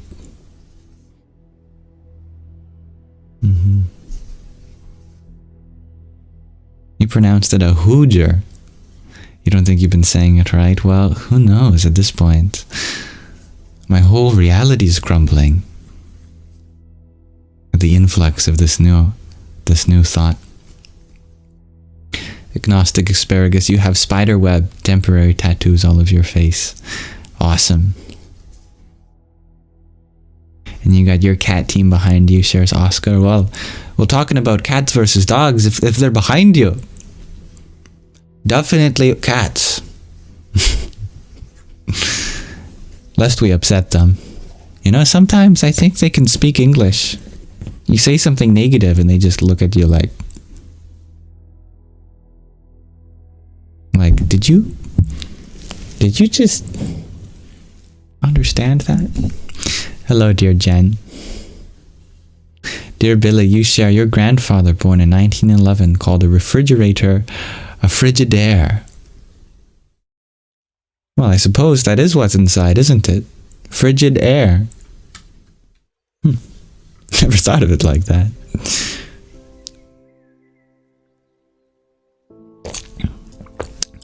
Got my orange juice.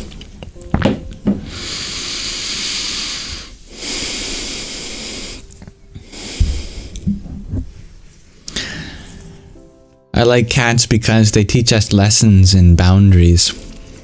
A cat will definitely teach you how to respect boundaries, because there are consequences for crossing them.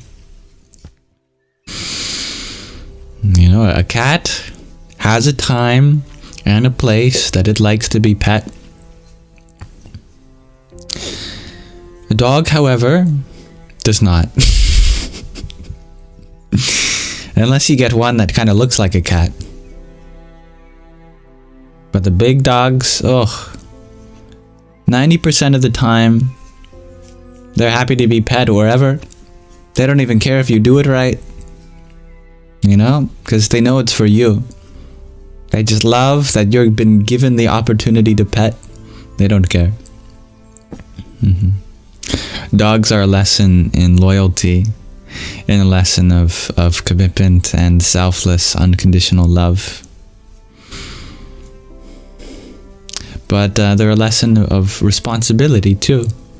They do require a lot of care from us. Cats are more independent. In fact, if you try to do something for a cat, it's like they get offended. It's like, you're trying to deprive me of my independence? How dare you? I'm figuring it out myself.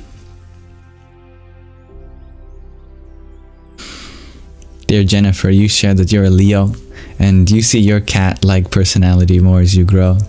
I believe it. Yes, the dog is always, they always need pets. I'm happy you love cats, dear Deanna. Frigidaire was an early name brand fridge. That makes sense, dear Billy. Thank you for teaching me. It is more rewarding if they choose you, right? You know, when a cat says, it's time, I have come for pets. The past hour of my sassiness has gone. We will put that aside, and now you will love me. But only for the next 5 minutes, and only here, and just a few scratches here on my tail, and that's it.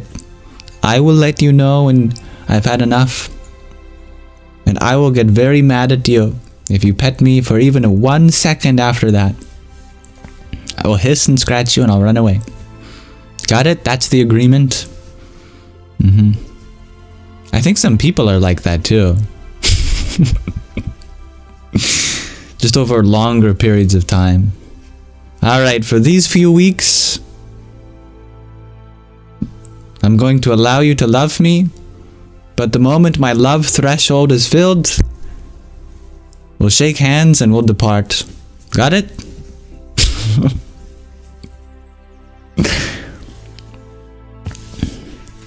I know, right, dear Solaris? Cats have the softest belly fur. It's a trap. I've been slowly scratching my cat Shadow's tummy, and I think it's growing on him. I think it's an acquired taste for cats. You know, they really have to trust you. Yeah. At the beginning, you know, he'd kick and scratch, but now he just kind of lets you do it a little bit. Even might continue to purr. And it's like, come on. You know you like it. Feels a little good, doesn't it? You don't have to pretend like you don't like it. But consent is important, and I always try to get my cat's consent on everything. Deanna, you share, you rescued a beautiful kitten, and she was glued to your side, so loving. I'm happy to hear that too. And thank you, dear hybrid Jen, for your pair of witchy kitties. I need to learn a cat mantra. I know the name for a lion in Sanskrit. It's Simha, just like Simba, but instead of a B, it's an H. Simha. You could turn that into a mantra. Om Namo. No, it would be Om Namah Simhaye. Salutations to lion.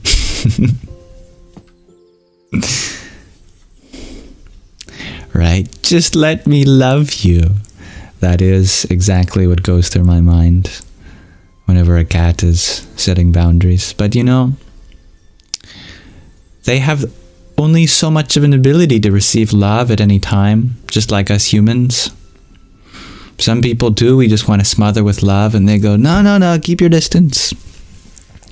They're tough nuts to crack. And that's something we have to keep in mind and respect too.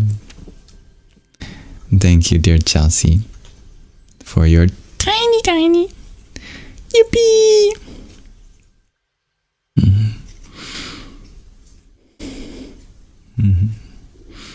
That is true, dear user 364.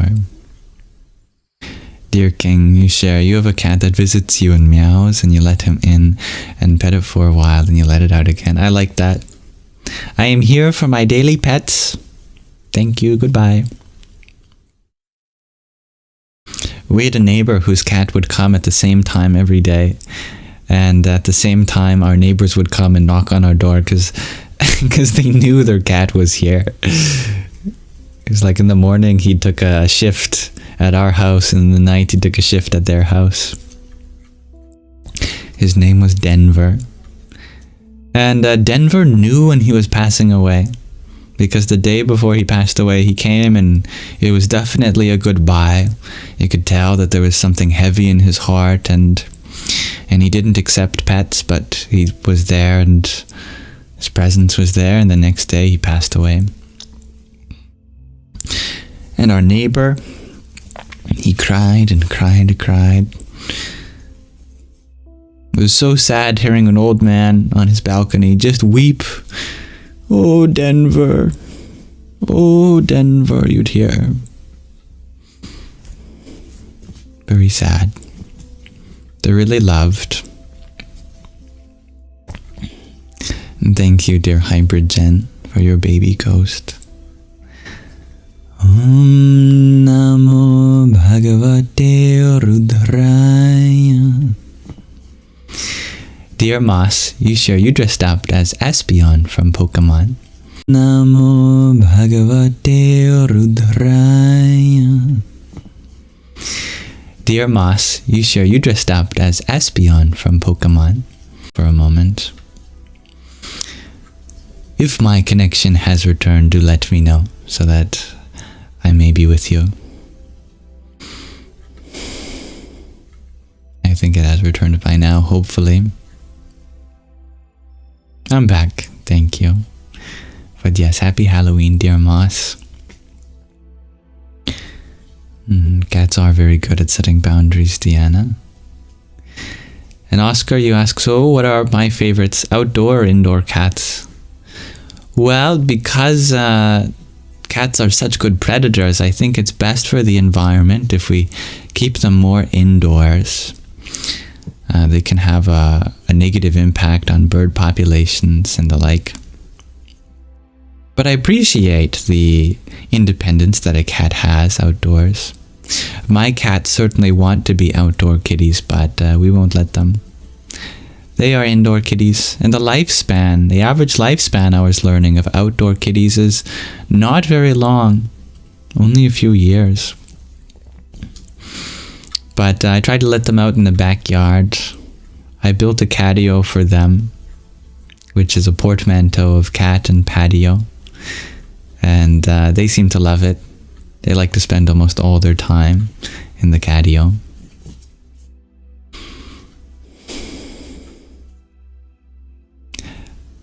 Yeah, that's right. The cat mantra would be meow, meow, meow, namaste.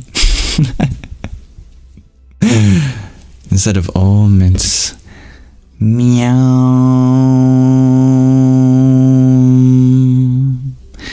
meow.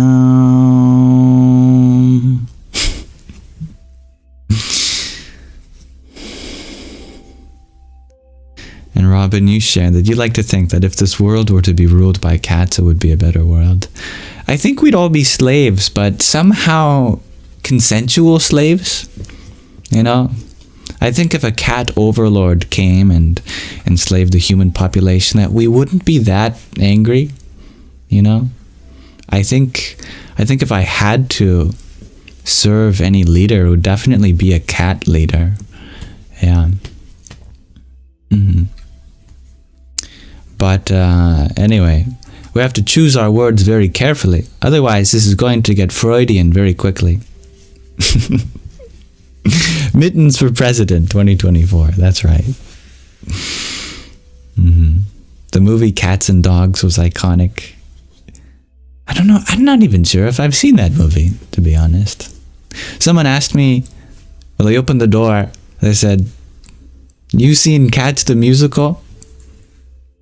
I said, yeah. I didn't actually, but it's just, you know, it felt wrong to say no at that moment. So I just felt like I had to say yes. Yes, I've seen Cats the musical. Maybe we shall ask the Egyptians, right? They seem to be pretty devoted to their cats. And thank you, Maisky Whiskey, for your rose and pinch face. Ram Ram. And thank you, Hybrid Jen, for your star. Om Namah Shivaya. Dear Don Suela, you share that your dog growing up began visiting an elderly man when he got old. He would go over it in the morning and have pancakes with him. Oh, living the life.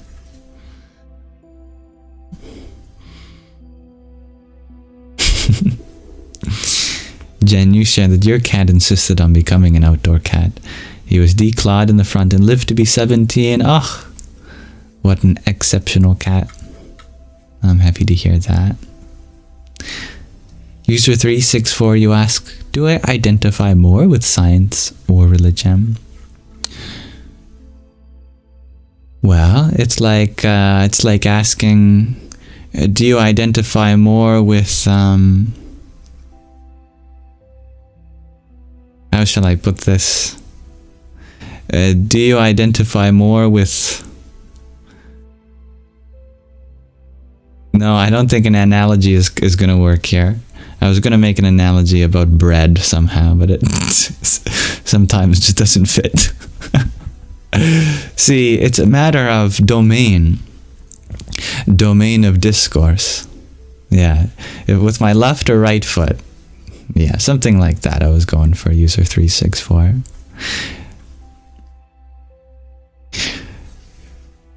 Science is the study of the objects, the objective world. Spirituality is the study of the subjects, the beings of the world. They have different domains of discourse. You cannot study who you are scientifically. You can study the mind, you can study the body, you can study the objects of our experience that we seem to identify as, but our true self as the witness cannot actually be studied through science because it's outside of the domain of discourse. It is not an object of the world. It's not a thing. It's not something that can be seen, can be heard, can be felt, can be touched. Because it is the one doing the seeing. the hearing, the touching, the feeling.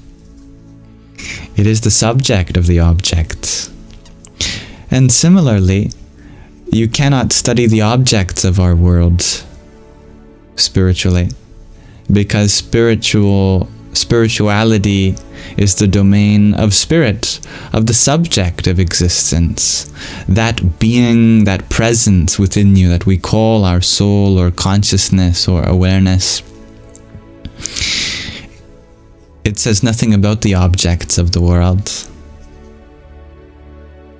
Religion is just an organized attempt at spirituality. In the same way that there can be organized schools of science too.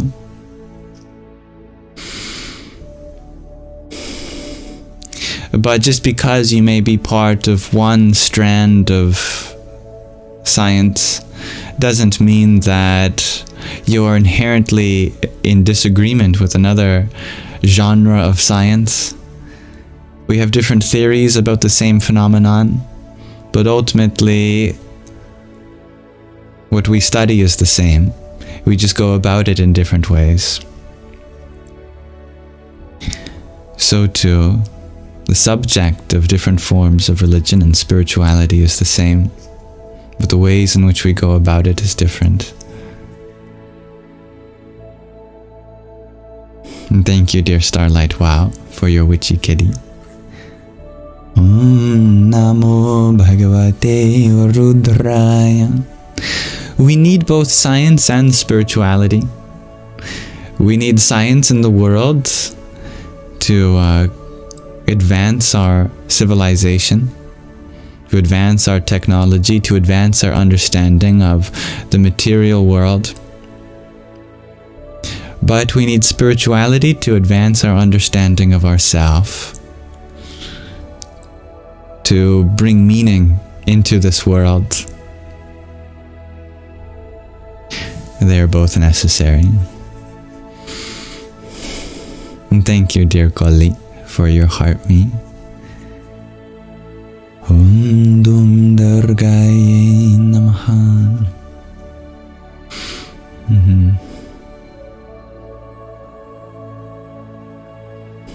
Yes, that's quite alright, dear Jen. You didn't know at the time, but now you know. Dear Maisky Whiskey, you had asked what to do when your brain is overthinking and meditation is hard.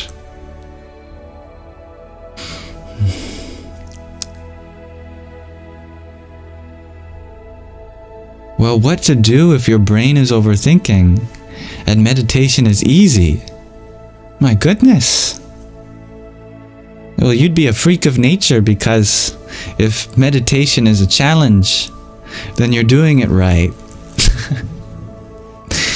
If you find it difficult, well, you'd be a freak of nature, because if meditation is a challenge, then you're doing it right. If you find it difficult from 100 miles an hour to something a little less dangerous, you can imagine that the brakes are going to have to work pretty hard on the wheels to be able to slow down that car. It's momentum. High momentum means that it's going to require more force over a longer period of time to be able to slow down. Oh, it froze for you. I can repeat myself.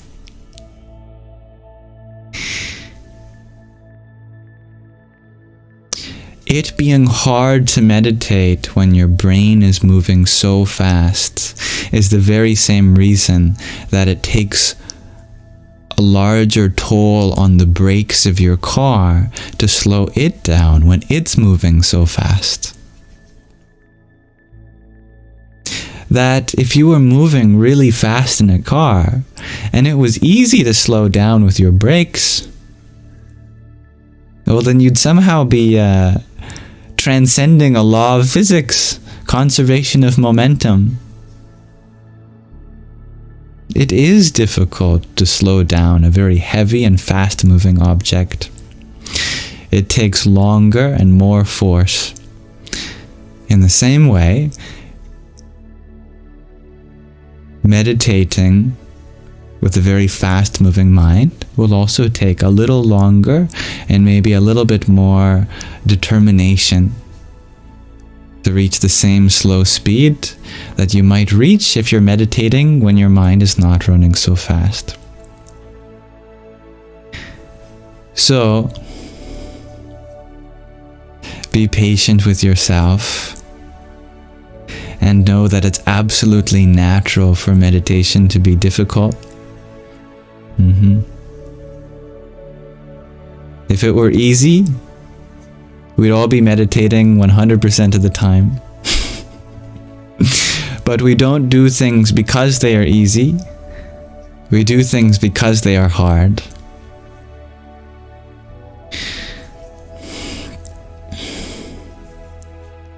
That's a theoretical understanding. Practical understanding. The rate of your breath is so important. Begin to slow down your rate of breathing and keep bringing your breath back to attention.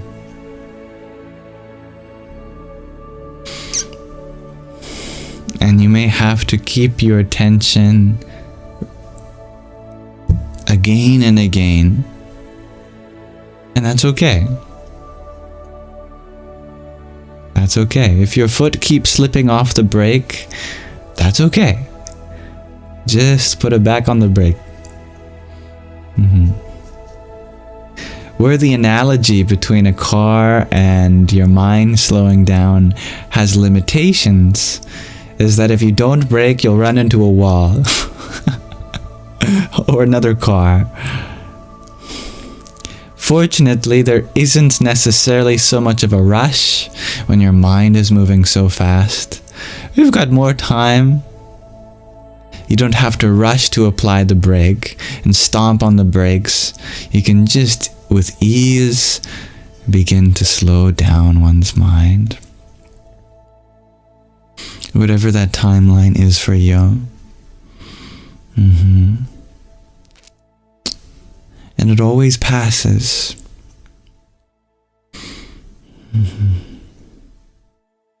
King, you share, it's good to remind yourself it's only however so many minutes. I can afford to not think for this short time. Well said. And of course, the best cure is prevention. We cannot prevent our minds from being racing 100% of the time. It is natural for our minds to be at times racing. But there are ways in which we can guide ourselves so that we use our mind at such a state, such a level, when it's appropriate, and we give it rest other times. You might not know this, but the kind of food that we eat has a really big impact on the speed of your mind. Some foods make the mind run faster. Sounds like a good thing, but overthinking is really what that entails. Some foods make our mind run slower. Also might sound like a good thing, but feeling lethargic is what that entails. And some foods make your mind or are conducive to a very clear, steady train of thought.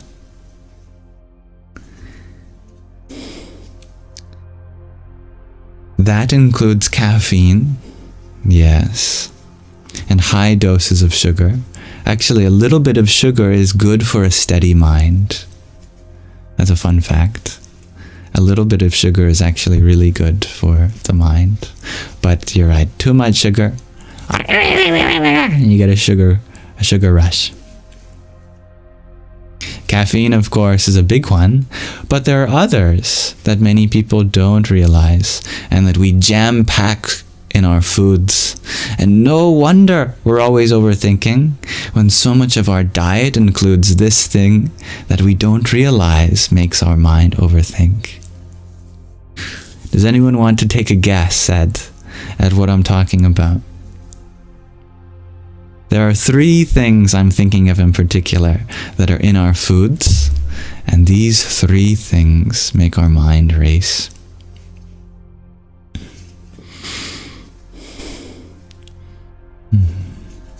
There's more than 3, but I'm wondering if you know the main 3. There are 3 main culprits.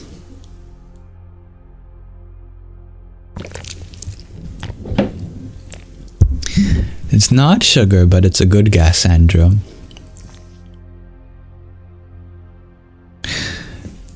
Maybe artificial sweeteners, but not the ones I had in mind. Not corn syrup. It's nothing sweet. Not eggs, but eggs do make our mind run slower. It's the opposite end of the spectrum. Oil is actually good. Healthy oil is good. Cocoa is one of those things, but not the main 3. Green vegetables, no. Green vegetables are excellent for a steady, clear mind. Human flesh, that would be the opposite. That would certainly make the mind run slower, very hard to process. Healthy dairy is good. Meat is on the other end of the spectrum, makes our mind run slower in a way that fatigues the system. It's interesting, see?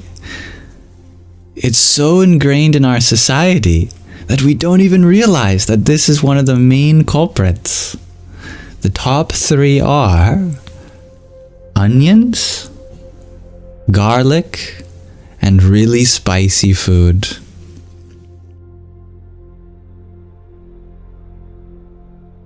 Onion, garlic, and really spicy food is linked to overthinking.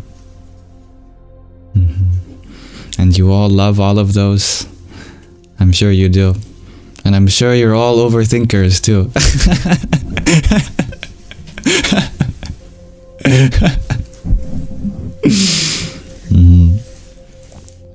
So, a very simple way of attending to our mental health, to have a more steady and clear mind, is reduced amount of onion and garlic. And if you're going to use spices, just use enough to make it flavorful, but not overspice your food.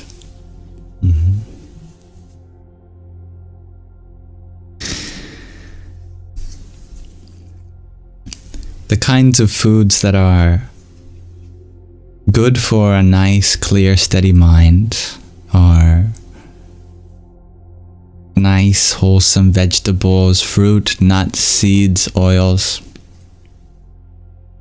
Fresh food, and the way you prepare it too. Nice, tender, soft, flavorful food. Not too mushy, not too hard, not undercooked, not overcooked.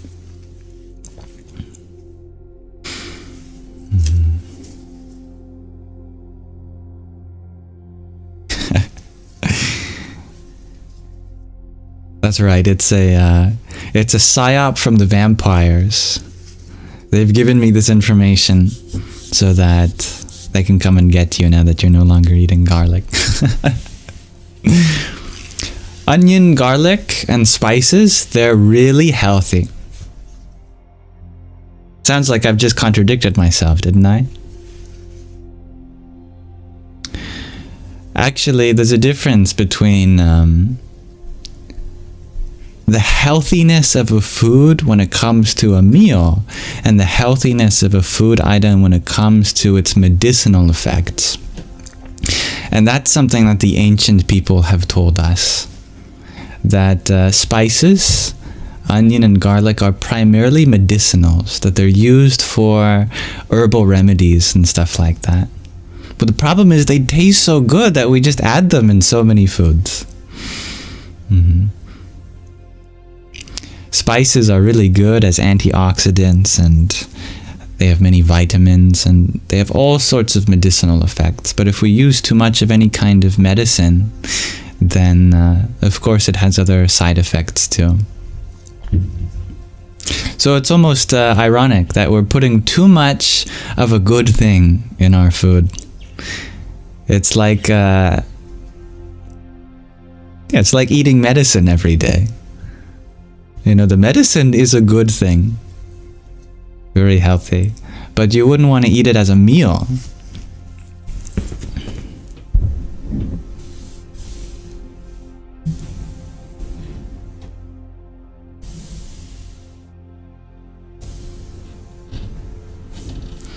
And if anyone wants to learn more about that, it's called the Yogic diet. It's the diet of the yogis who have fine-tuned this over thousands of years. It's the diet prescribed in spiritual scriptures.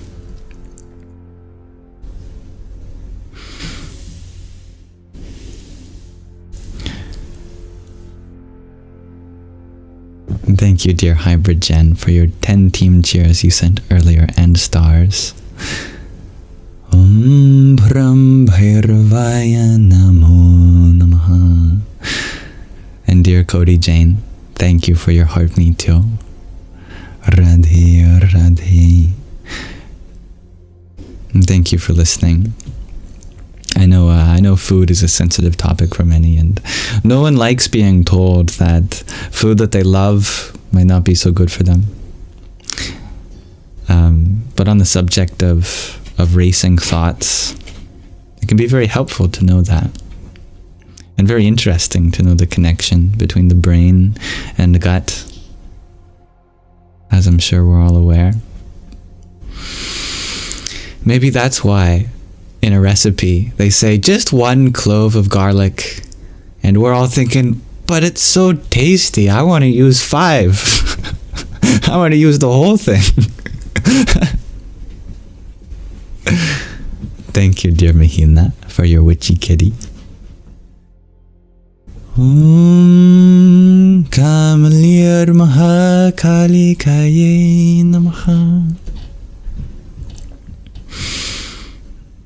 It all makes sense now. The more you know.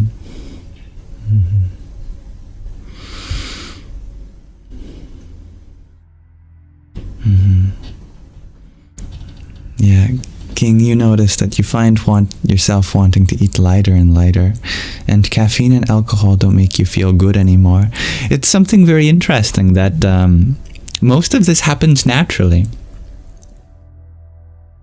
That you don't even have to be informed of whatever spiritual text recommends this. It only recommends it on behalf of something that their systems naturally showed them the path for. And I think many of us may already find ourselves having a body that's rejecting things that it used to like, but now it's preferring much more simpler and lighter foods. That happened for me very naturally, and so it's not that big of a point for me to make, because I didn't need someone to tell me this in order for my body to naturally change, and I trust that your own connection with your body will inform you of this too. So no pressure, no pressure. Just listen to our body. Our diet definitely changes based on what we want to do with our body. If you want to be the world's strongest person, then the kind of food you're going to eat is going to be very different than someone who wants to be a chess player, which also requires a very intense diet, because chess players can burn literally thousands of calories playing chess. The brain uses just so much of the caloric intake that you have to make sure these chess players are fed or they'll pass out. But you can imagine that a chess player's diet is going to be very different from a bodybuilder.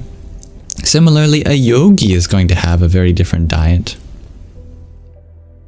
Oh, that sounds delicious, dear Indigo. You eat cucumber with Tajin as a snack. Oh, I gotta try that.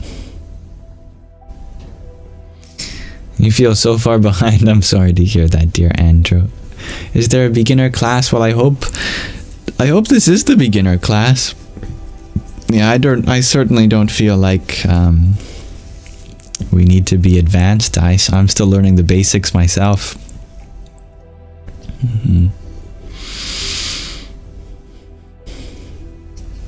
Well said, dear user 364. Or you put it in the form of a question, but as a statement, it's very true. All activities are then forms of prescriptions. Well said. Dear faithful being, you ask, do yogis eat yogurt? Yes, in fact, yogis love yogurt. Yogis like their dairy, but yogis are very clear that they will not eat any other animal product except for that from a cow that has been worshipped. Literally. No fish, no seafood, no eggs even, no meat. But the one animal product they will eat is dairy from a cow that's been treated like a divine mother and have had all of the rituals done and consent be given. Farmers will know that there is truly a language of these animals, and if an animal doesn't want to be milked, doesn't want to, do anything, then there are some clear indications of that. And it's said that these yogis will never eat the food that has come from an animal that did not consent. And the only exception of animal products is consensual dairy products. Nowadays, it's very hard to find that, and you can imagine that most mass manufactured dairy products come from a factory where the cows are not taken care of very well. So if you can, choose dairy products that comes as locally as possible from places that, take great care of their dairy cows. And ideally, dairy cows that aren't going to be slaughtered for meat either, that they get to live as full and free of a life as possible. Treated with respect and dignity, like a mother.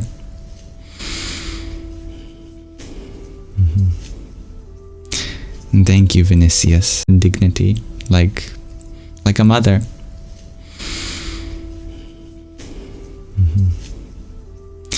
And thank you, Vinicius. My internet disconnected me for a moment. I apologize for that. I think it has returned, though. Do let me know.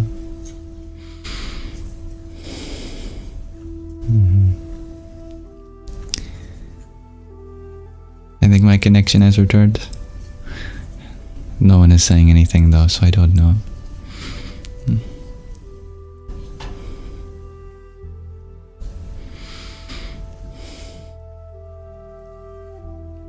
And we're back. Okay, thank you. Thank you, Hybrid Jen, for your rose. You had shared that your kitten presses the keyboard and sends roses. I love that. Thank you for your lovely kitten's rose. Meow. Do I still eat meat, asks Faithful Being. No, I haven't for over a year now, I think. And again, like before, it was only natural. It wasn't like I watched a documentary and suddenly my whole worldview changed. It wasn't like someone said do this. It wasn't like I just woke up and something dramatic happened. I just started to really enjoy vegetarian food. I thought, you know what? I'm loving this chickpea burger. You know what? I'm going to get this next time. And it just started to become even more tasty for me. You know, I just started falling in love with other food, and my body was loving it. I discovered that after eating a chickpea burger, I didn't feel glummy. Whereas eating any other burger, you know, it's like, oh, I'm feeling that. I love it. Vegetarian food. You eat it and you feel great after. You don't need a food coma unless you eat a lot of it, of course. So it's like, wow. You know? My body feels so good like this. I would like to continue feeling like that. It was just that simple.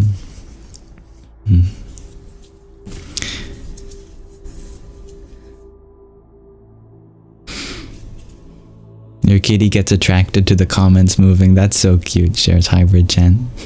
I like that your kitty participates in our live stream. Dear Aaron, you wonder, what's my favorite food and what's my favorite human? Well, the answer to both questions is the same. No, I'm just kidding. My favorite food is the one that is offered to me. Any food that appears on my plate is a blessing. When I know there are people that will go without food tonight, I try to make whatever I'm eating my favorite at that moment. Similarly, my favorite person is whomever I'm speaking to at that moment. And right now it's you. My philosophy of life is that if I make whatever I'm engaging in my favorite thing, then I'm always going to be surrounded by my favorites. If I make anything else my favorite, then somewhere at the back of my mind I'm thinking I'm missing something. But if I make everything in that moment my favorite, then life is always complete.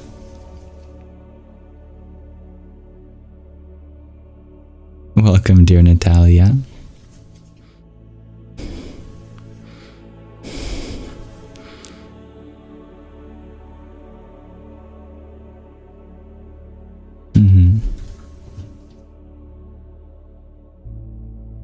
I still like something more than another, though. Well, if I had to pick anything, it would be food that has a diversity of flavors. I'm a big believer in having a rainbow on your plate. That your plate should have reds and greens and yellows, if possible even some blues and purples. Having all the food groups makes a favorite meal for me.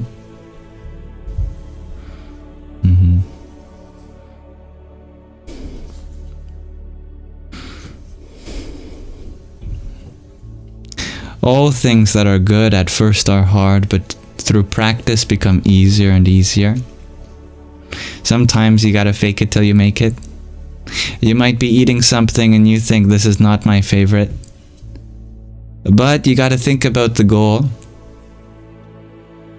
The process is to become a human who falls in love with everything. Then we can truly live a bountiful life. All I know is that I might not get the things I want most in life. And so I'm gabbling with my happiness then. If I live life expecting for good things to come, then I might not get a life that contains all the good things that I have in mind. But if I live life trying to find the goodness in everything, then I'm guaranteed to fall in love with life, so that I may look back at it one day and say that I lived as fully and as happily as I could, that I tried to enjoy each moment as much as I could.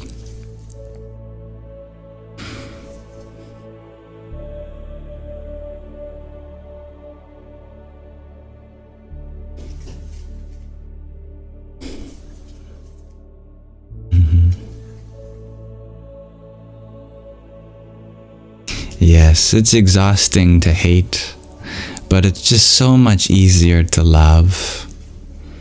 So let us choose love, not hate, and we'll have so much more energy to do the things we love.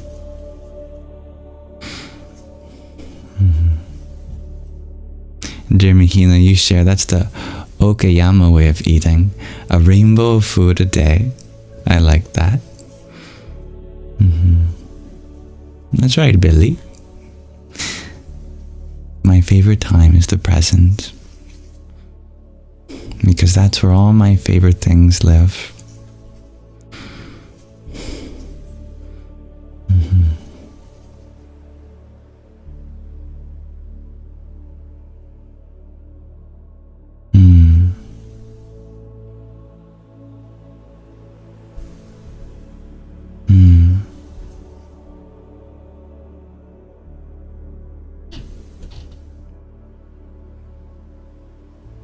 It may be fun to get a reaction out of others, but it's even more fun to become a witness of all the good that they have to offer.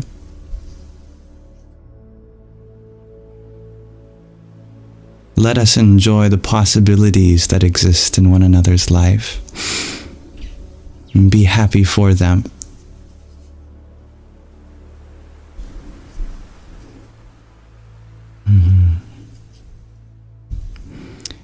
To balance light and dark does not mean to become dark yourself, but to recognize that all darkness is a source of the light for you to shine through from within.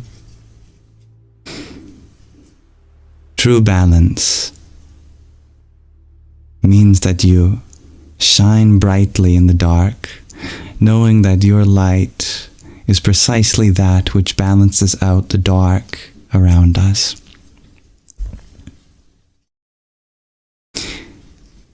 Dear user 364, you ask, how do you stop laughing at people and things from a place of judgment and prejudice?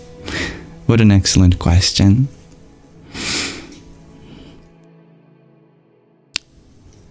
By considering ourselves in that position and knowing how we would feel if someone were laughing at something that we had no control over.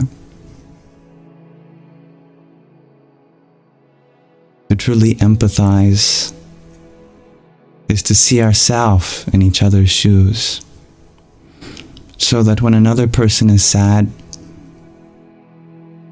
we recognize what it's like to feel like that. And when another person is happy, we recognize what it's like to feel like that also.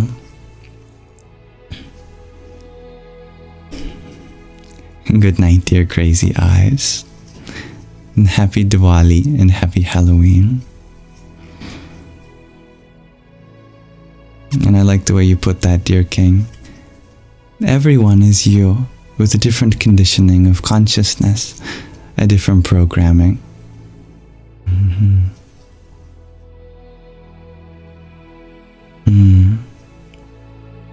It is always our choice whether we choose to get annoyed. And if we do, then that's on us. Truly, this life and all of its annoyances are a blessing.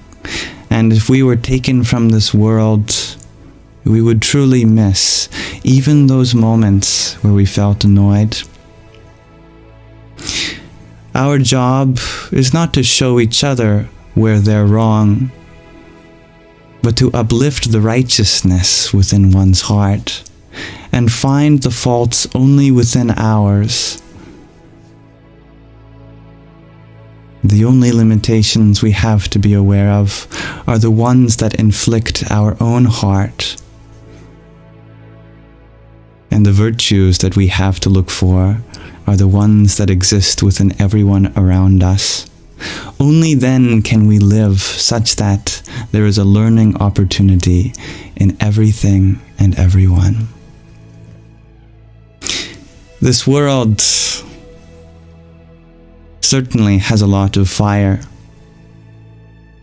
but the only way to make this world a less dangerous, a less chaotic, a less hateful place is to become more loving ourselves. We might not be able to control others, but this system, this body, this mind, now we can begin to change the world from there and be the person you want to see in the world.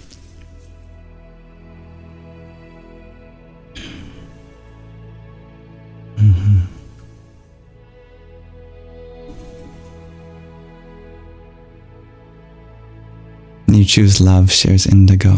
You choose to learn. I'm happy to hear that.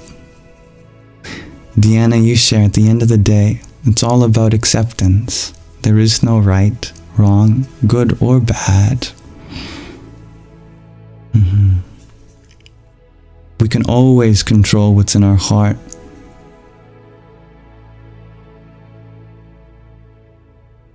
We might not control the circumstances of life.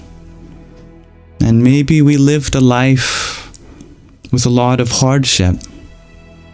But that doesn't mean we have to be hard on the world in return.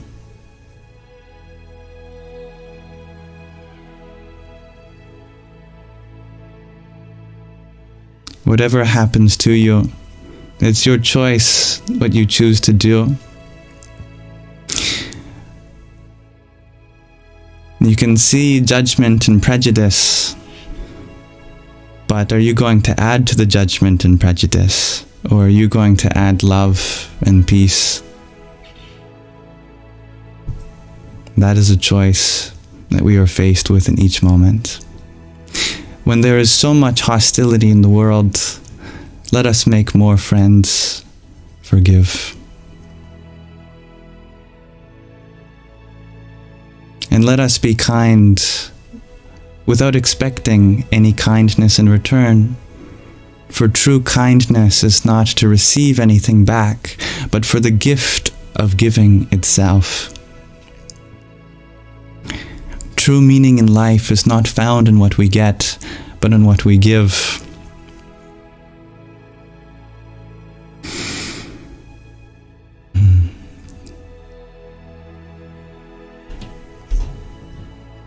Dear Rhiannon, you share, you have experienced the worst of what humanity has to give, and you choose good company.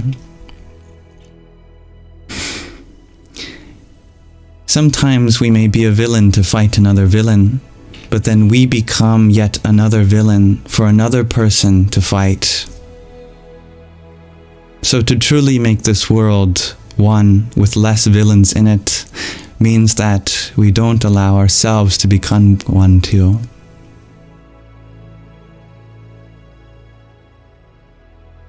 All transformation happens from goodness.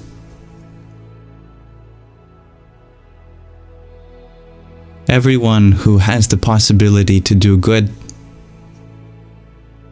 can only discover that within themselves by looking at the goodness within another. Limitations cannot be transcended by using violence or hostility. Only through compassion can one's heart be reached.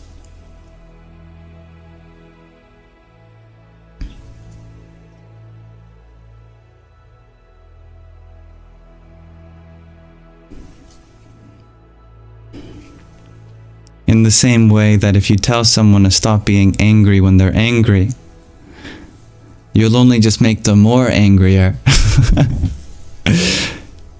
If you try to punish someone for something negative they did, you'll only make them even more negative. In that moment, you have succeeded in suppressing something, only for it to intensify deep within, and then it comes up even later with more intensity. To truly change another being means that we forgive, accept, and understand from where they come. that all the pain in this world is not due to some antagonistic force, but due to misunderstanding. Thus, if misunderstanding is the source, understanding is the solution. We must recognize that those who are in pain are the ones that inflict pain on others. So to heal the wounds brought by pain, we have to heal ourselves first. And we have to bring those whom are unloving into a space of love themselves.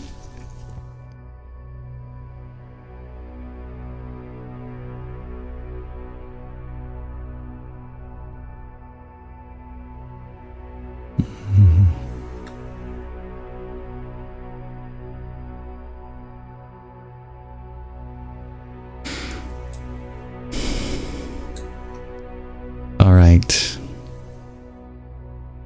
I would like to transition from our manana to nididhyasana.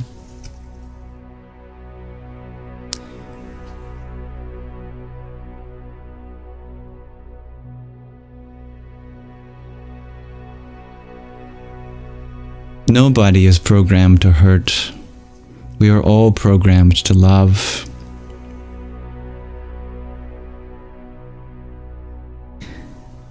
You cannot look into a baby's eyes and see anything else other than just precious love. Our hearts are all pure. Everyone has a good heart.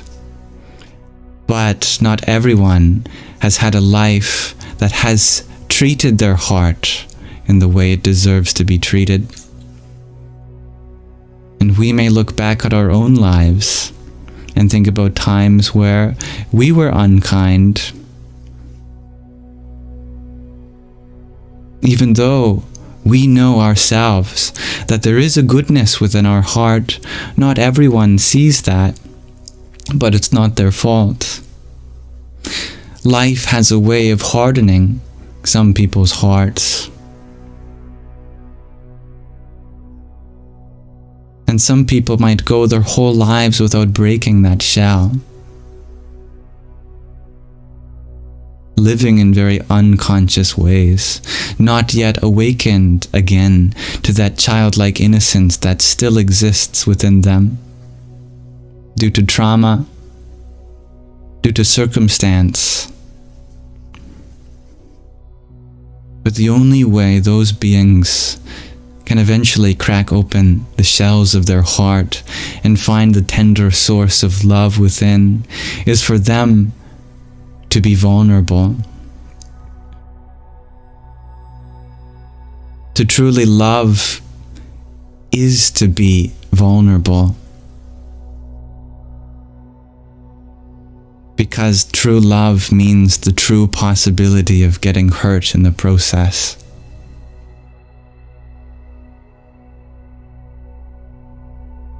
To actually love means to put yourself in a position of possibly being hurt again. And that is why it is so difficult for so many people to accept the nature of love, is because somewhere in their past, when they were vulnerable, they were taken advantage of. That love was maligned or abused in some way. And so they've put on a veil of defensiveness and has identified with that as their identity. That no, I was wrong, you're right, I am not a tender source of love, I should be more angry. I should be more edgy. I should be more hardened. I should be stoic. I shouldn't show my emotions. I shouldn't cry. But all of that is a mask.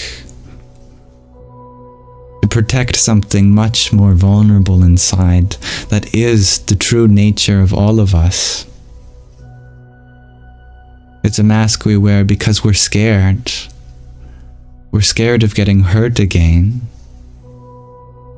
We're scared of being that child who just wants to have fun and play with their toys when there's people around that don't seem to respect that. We're scared to be that lover who lost ourselves in another's eyes and ended up getting heartbroken because life has its ways of pulling two people apart. And so we also separate ourselves from our heart.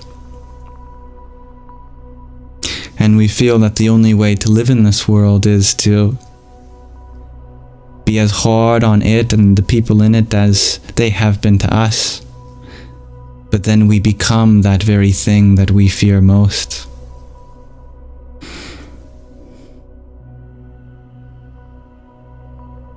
To truly be brave, to truly be courageous, is to cry.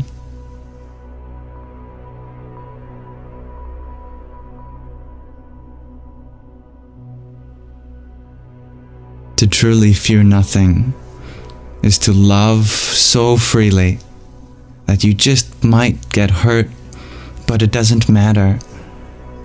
Because the point isn't to live a life in which nothing bad ever happens to you. The point is to love so hard that when you look back at life, you know that if you ask the question, could I have loved more? The answer would be no.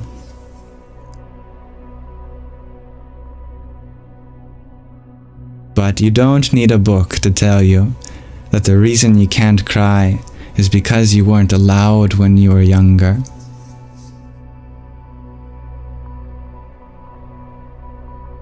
Because we had someone in our life that said, don't cry, man up.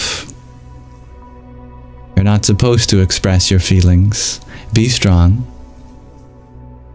But what if you don't have to be strong anymore?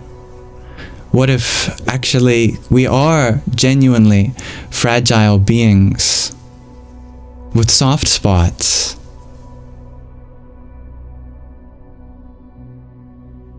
What if our true nature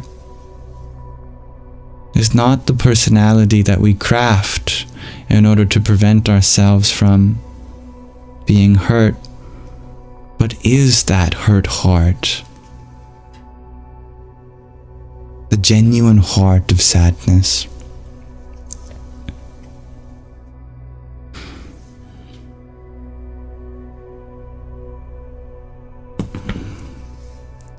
Thank you, dear Hybrid Jen, for your rose, finger heart, and love painting. Om Namo Bhagavate Rudraya.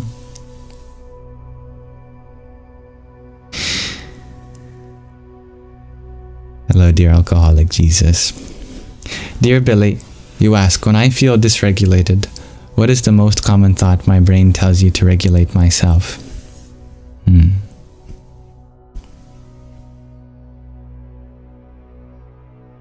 I don't use the term dysregulated, to be completely honest with you. I know there's almost a trend going around about regulating nervous systems and having dysregulated nervous systems. But to me, being human is to just be kind of on edge, you know? But so blissfully on edge that you're allowed to feel that intensity that anything could happen. You know? They don't call it a nervous system for no reason. They don't call it a comfortable system. They call it a nervous system. So be nervous. If you're feeling like your body's acting weird, that's what bodies do. You know? My friend, I have a friend who's really focused on having a regulated nervous system. And she tells me, it's like, I just feel so weird. I just feel like reality sometimes just is unusual and strange, and I can't get used to it. And here I am thinking, why would you want to get used to the strangeness and zaniness and weirdness of it all? That's life. You wake up and you feel strange. That's a blessing. But I understand that our bodies can generate the feeling of fear, and attending to the body is of importance. But so much peace just comes from the understanding that life is uncertain and unpredictable and impossible to comprehend, and if regulation means getting used to that, then I hope to never be regulated. I never have regular days. It's better to feel something than nothing. Well said, dear Aaron. So that would be my first piece of advice, to accept the fact that it is the nature of life to feel out of the ordinary, because you certainly are. Your existence is extraordinary. You are exceptional. So if you feel like there is something atypical about you, that is the nature of being neurodivergent. That is the nature of being a mystic. That is the nature of being a yogi. And that you know more than anyone that there's nothing in this life that actually makes sense. Everything is truly beyond our comprehension, and you can relax into the sensation of not knowing and not understanding. But when our body is producing the sensation of fear, and there is, according to our intellect, nothing to fear, then of course we can take steps to ensure that our body is feeling more safe. We can put it in an understimulating environment. We can get cozy under the covers. You can have someone that you care about give you affirmations. Make yourself a cup of tea. Get cozy. Get relaxed. Dear Billy, you ask, how about when your brain is negative? What thought can help you see things more positively?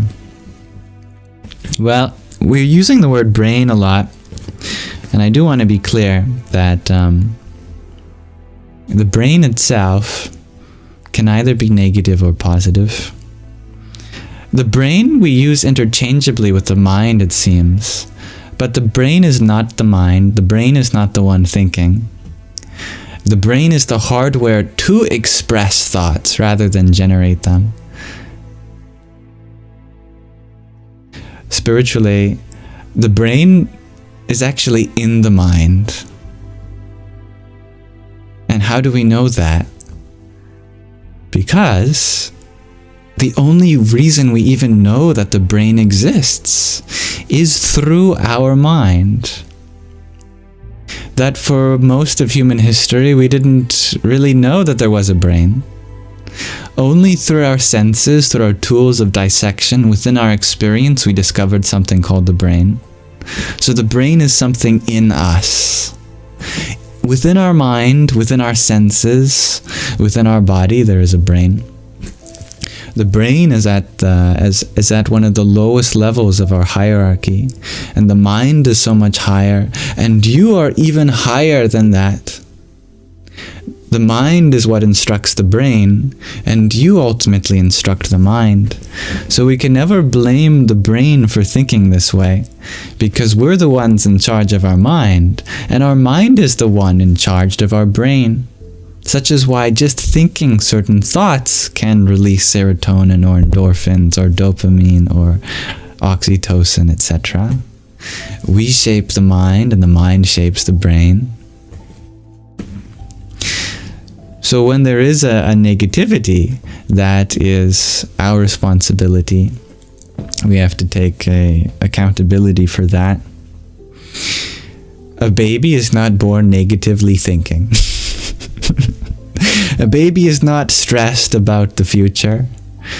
A baby may cry, but it's a form of communication that it's time for me to get out of this situation. Oh, mother, I'm overstimulated, or now I need food, or now I need my diaper changed. But the baby does not genuinely stress about these things more than is necessary for survival. A baby is 99% positive, looking at the world with wonder, and it's the same kind of perspective that we have to enter back into to retain our positivity too. Positive reframing is some of the most important tools at our disposal for shaping our mind. Whenever there is a negative thought, just reframe it into terms of something that is possible. Negative thoughts are just limited thoughts. They're thoughts that only point out something that isn't happening. Like, I'm stupid. That thought is just a limited thought. We're pointing out that we're limited in our intelligence. We're pointing out that we're not intelligent at this moment. But what good is that thought? What practical purpose does that thought have? Almost none. Negative thoughts don't actually bring out the possibilities within us. We have to switch our thinking from the limited to the unlimited. And that doesn't mean affirming the opposite, which is a red herring. Thinking positive doesn't mean contradicting the negativity. You might think that the thought "I am stupid" should be replaced with "I am smart." But we'll just be adding to the contradiction in our mind. Now there's a battle between thoughts, where one thought says this and the other thought says that. There's a resistance. We don't have to contradict our thoughts to reframe them into anything positive. Instead of saying "I am stupid," we can say, "I know I have so much intelligence. I wish I could use more of it." Now we've switched from thinking negatively to positively, and we haven't contradicted the thought. The very same observation is being expressed just in a different way that brings out a possibility rather than a limitation. Now, what if trauma occurs during our birth and first week of our life? Are you going to let that define you? Are you going to identify with that? At some point, we have to let go of the idea that we are a victim of life's circumstance and take accountability for the way our mind works. Even if one has experienced the most horrific trauma, how we are now is still our responsibility. Every human being has the possibility to be happy. Your happiness is still there, your positivity, all the goodness is there. That can never be taken from you. No trauma can take away your ability to be grateful, your ability to love yourself, your ability to transform your mind to kinder and kinder ways. It may sound like I am invalidating trauma, and I do hope to be clear that no one should ever have to go through trauma, and it does affect the way that we live indeed. But at the same time, we have to realize that trauma can never take that part of ourself away. That is an empowerment in you, that you can be used and abused from the moment you're born to 90 years old, but in your 91st year, it is still available. All that goodness, all that love, all that genuine compassion and patience and prosperity deep within you. And that's because it is not possible for that to be affected. that genuine part of you deep beneath all the trauma has remained untouched forever. And it always will. And it cannot possibly be any other way, because if a part of you was lost, that means it never was a part of you. Because you are whole, you are complete. You do not exist in fragments that can be separated. You are the unchanging, unified consciousness of the universe. There's nothing about you that can be separated from itself. But we can identify with the limitations that people project upon us. And perhaps through our childhood and old age, attach ourselves to the idea that other people impose upon us when they point out, when they use labels such as you have a brain injury, that your brain doesn't work properly, that something is wrong with you, that you'll never be able to heal fully, that you're not going to feel true happiness because of what you've experienced. But where do we get that from? Not from within. None of those words ever came from within. All of that at some point must have come from something that someone else has said to us, or something that we read somewhere. It came from outside. But you are not defined from anything outside. You are defined by what you make of this moment. And that is forever your freedom. Nothing, no one can ever take that freedom away from you. That is your birthright, your destiny. You wouldn't be alive if that weren't the case.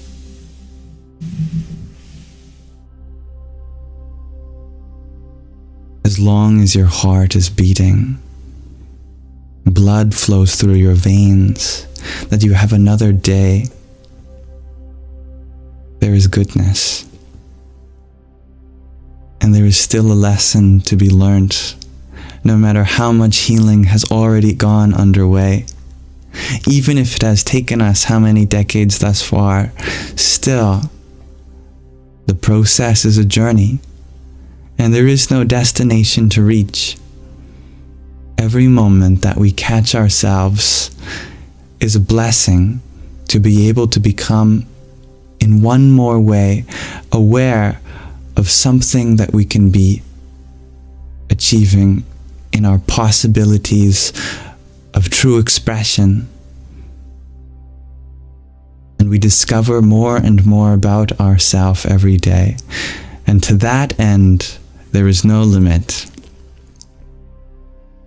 And there will still be bad days, even for those who have learned so much about what it means to be happy.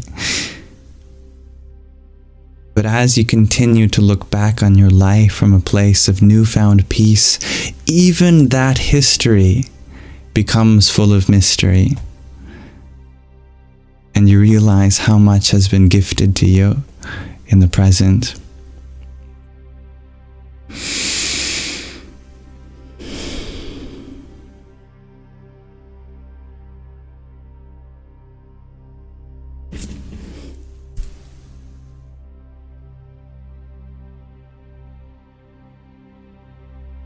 Nowadays, there is a new and emerging field of neurology called neuroplasticity.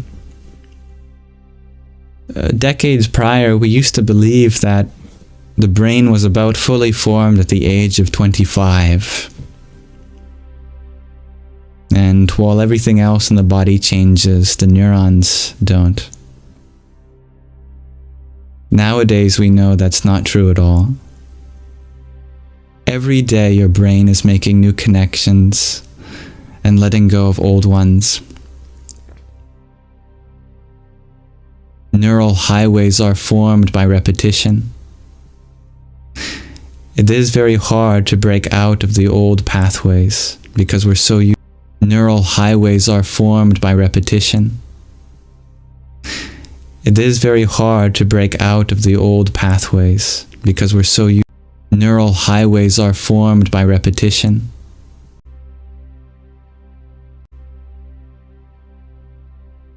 But as long as we keep making new circuits in our brain, traveling along like a trailblazer, going off the beaten path, those pathways become reinforced and eventually become dominant. And never feel like you are not too young to make that happen.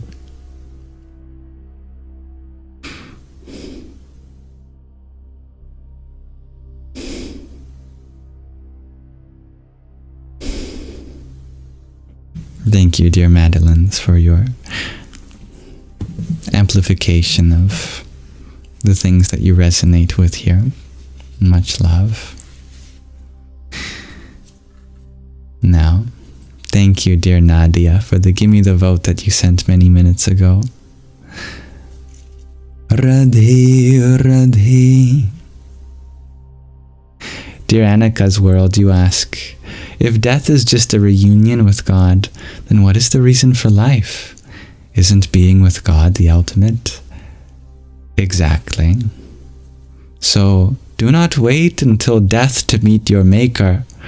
May you see the Creator in every mother, every father, every child, every cat, every dog, every leaf, every flower, every blade of grass. May each moment be one in which you reconnect with Source. Do not hesitate.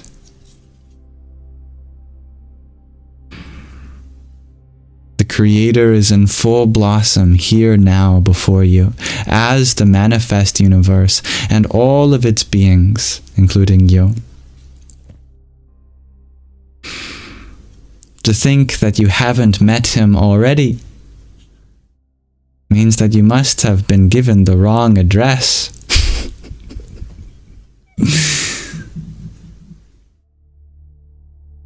Where is God, if not before you now, in the form of every particle, every atom, every cell in your body,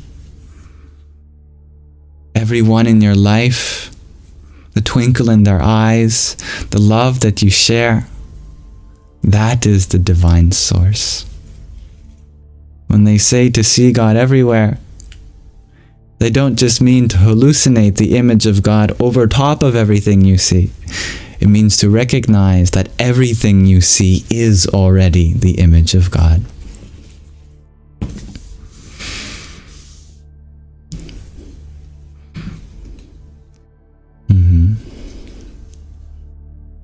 And thank you, dear Shakira, for the heart me you had sent earlier. Som Somaya Namaha. And you're welcome, dear Billy. My heart remains with you. Mace Whiskey had sent a big galaxy, and I apologize for not honoring it until now. I'm honored to be able to even have this moment with you. Thank you for such a generous gift. Pardon me. May we all light up the darkness, just like skies, just like all the stars in the night sky, forming the galaxy that we know as our home. Om Kali Mahakali Kali Ke Parameshwari Sarvananda Kari Devi Narayani Namostute. I'm happy to hear that, dear Indigo.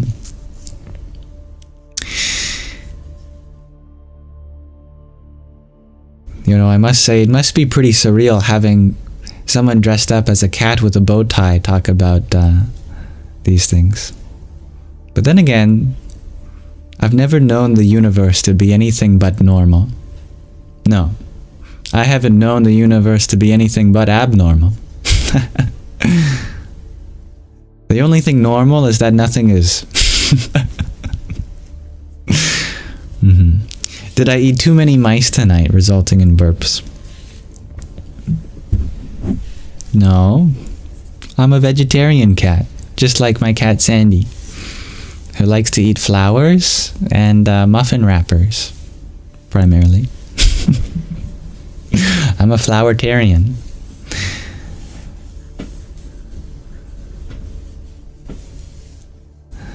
Now, don't worry, I do feed my cat what cats need for nutrients.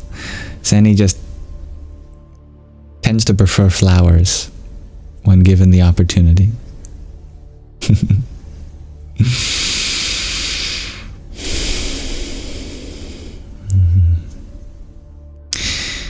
Thank you, dear David Robinson, for the heart meat, the finger heart, and the friendship necklace.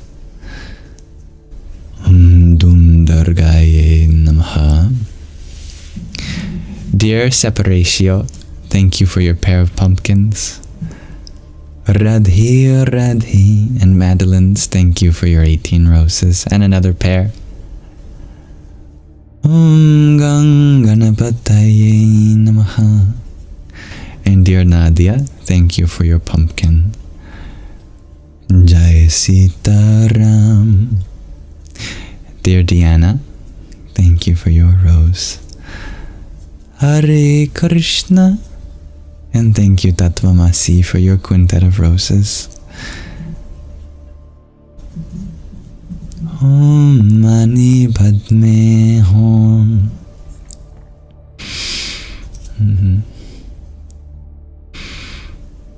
And Don Suela, you share the way your life has gone. It's really not out of the ordinary for a talking cat to share wisdom. Well, thank you for finding wisdom in these words. Annika's World, you ask, why am I a vegetarian? And do we absorb the suffering of animals? Well, it's not like I had a big debate with myself over all the pros and cons of eating, and then I came up with a reason to become one. It wasn't really a logical conclusion I reached, but rather just a natural flow of my own energies in my body. Just tended to prefer simpler food.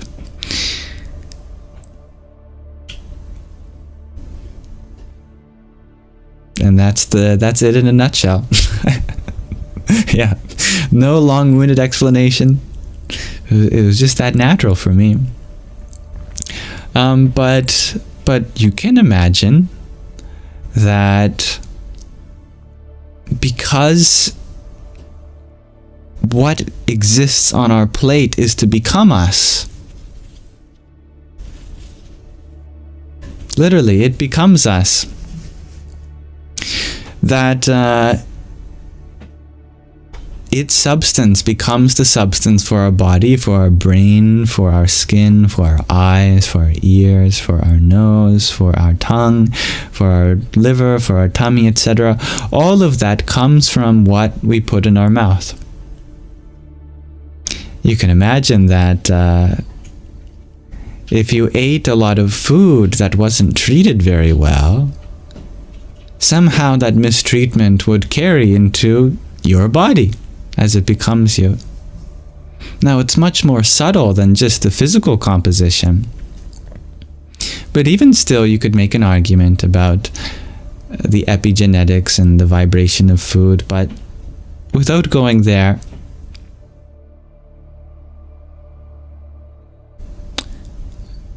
are you introducing violence into your system?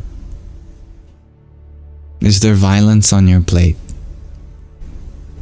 And is that violence becoming a part of you? We can think about that. At the very least, let us do a prayer before we eat anything. Have a moment to say grace for the life that is sacrificed to become this. If there's a way of healing those from beyond the grave, it's through prayer. So please do that. But I do want to be clear that that wasn't the reason for me. That is an understanding that came later. For me, it was just listening to my own body, and my own body said it's time.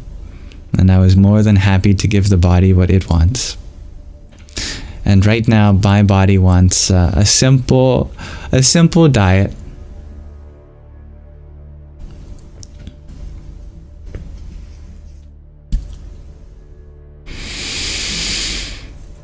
Thank you, dear Hybrid Jen, for your dozen roses. Om Pram Hanamate Namaha.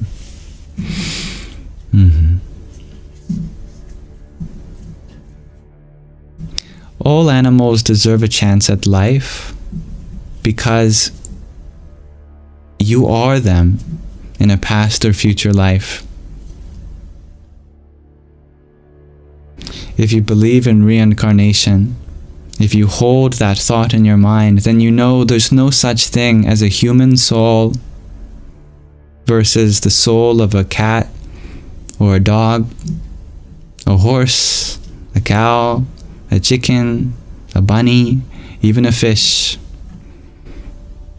There's only one type of soul in this universe, and that same soul goes from human to animal to plant, human.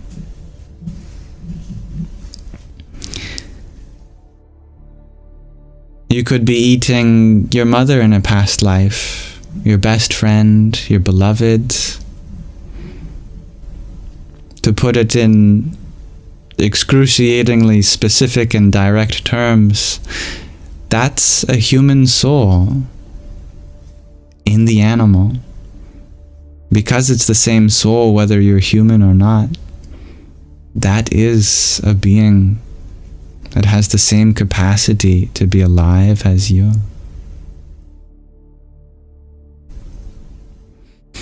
See, this is how reincarnation works.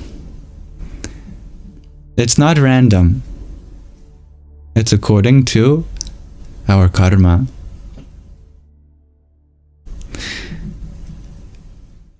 The 6th verse of the 8th chapter of the Bhagavad Gita, an ancient spiritual treatise, tells us exactly how reincarnation works. The final thought in anyone's life is the thought that manifests your next. Just like something thrown in a vacuum travels along the last direction it was held in your hand and continues when no other forces are acting upon it. Our consciousness goes in the direction of our last thought. So if you are thinking a thought that can be fulfilled with an animal body will be yours in the next.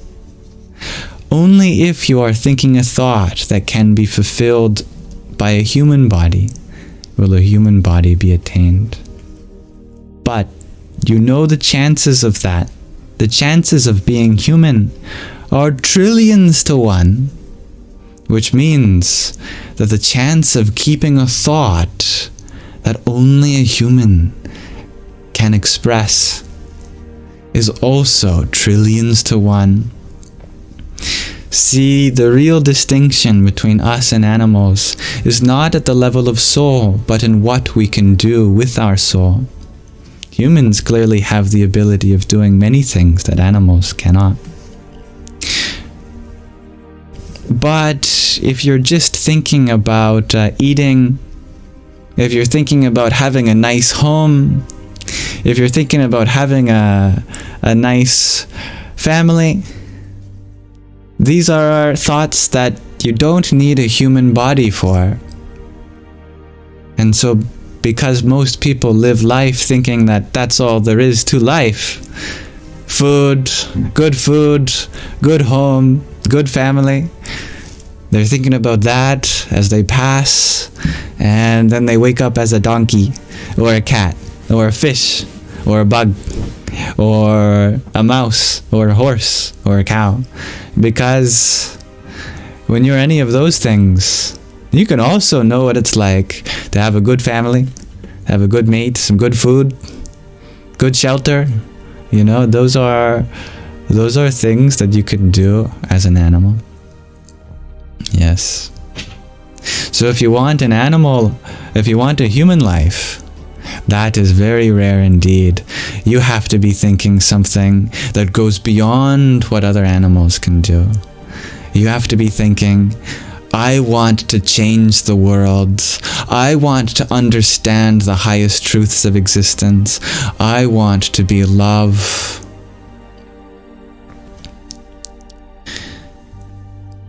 Since you can imagine how rare that is, just by looking at the animal population will tell you how many humans were reborn as one. And that is one of the reasons which the yogis, the ancient sages, told us to pursue a vegetarian diet. Because you very well could be eating a family member, someone who had the misfortune of not thinking a powerful enough thought, a conscious enough thought for something that goes beyond our limitations of biology. So, this is the spirituality behind the nature of a violence-free diet. But, however, I am not going to judge you or anyone for eating meat or anything. The point of this is not to shame anyone. The point of this is not to say that one person is so great and another is not because of the way they eat. It's not like this knowledge is readily available in our society, and our cultures are built around it. Almost as soon as we started eating solid foods were we eating these things. And we've created a system where we don't get to see the living environments of these animals or in any way be a part of the process of their demise. So, it's no one's fault for eating the way they are right now. And the body requires a long time to begin to transition to a new diet. It's very difficult to transition all at once. And having the motivation to be able to do so is also rare and auspicious. And that's something that we can only pray for. We can never shame someone for their eating habits, because that's definitely not going to make anyone change. It is a myth that only through animal products can you get the right amino acids and other food. You can find that in other food. People have been living vegetarian for thousands of years in the East, as it has been the main diet of Hindus and Buddhists and Sikhs and Jains, and those are exactly the same people that live to 120 years, you know. All of those South Asians, they just live so long. It's ridiculous. And yet, they are not eating meat. Yeah.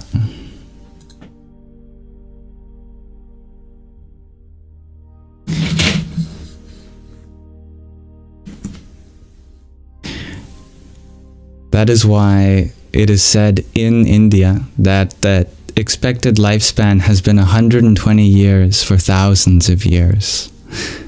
The only place in the world where for thousands of years, even in the medieval age, people were expected to live 120 years. It is said in their ancient scriptures that by astrological injunction, if you take the least common multiple of all the cycles in our solar system, it sums up to 120 years, which is the expected age for humans in this age. And all of that came from a culture which was vegetarian.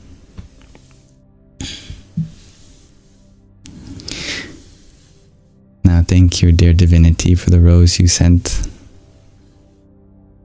Radhe, oh Radhe. And dear Haley Queen, thank you for your heart me. Om Ganganapataye Namaha. And Dob Darker, thank you for your heart me as well. Jai Sitaram. Now, how do you make it to the year 200, asks Faithful Being. Those yogis who attained even higher ages, they did so through intense spiritual practices and austerity, and living highly more lives so that they did not incur any karma.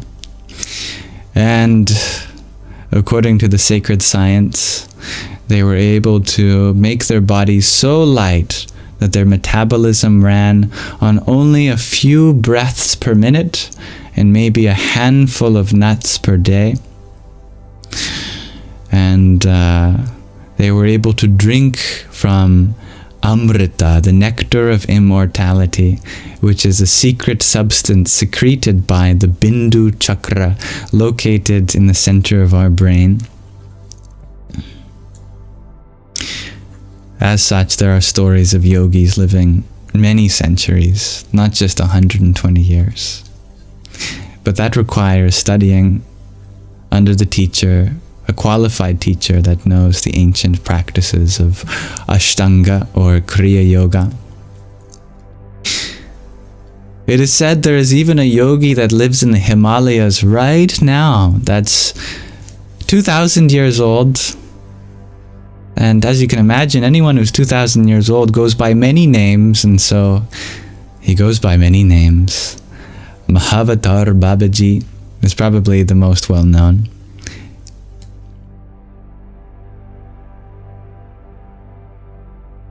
But he does not actually have a body that's that old.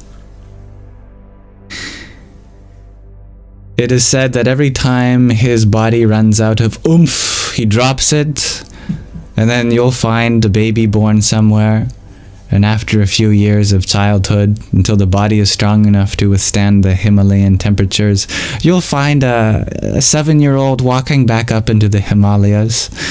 And people wonder, what is this 7-year-old walking up the Himalayas for? My goodness, where are your parents? And the 7-year-old returns to them and says, "Fear not, I am a yogi. I have dropped my body 7 years old and have acquired a new one. I am merely walking back to my cave." And they go, "Oh, Maharaj, okay." Faithful Being, you ask, how did they collect Amrita if it's from the brain? Through a very dangerous technique called Kechari Mudra, in which over a long period of time, the tongue is gradually lengthened and the frenulum under the tongue is stretched to be able to bend back into the nasal pharynx and touch at the gland just below the brain near the amygdala. And slowly, a nectar is produced called Amrita, and it is collected from there. Such a technique should not be done unless under the guidance of a qualified master.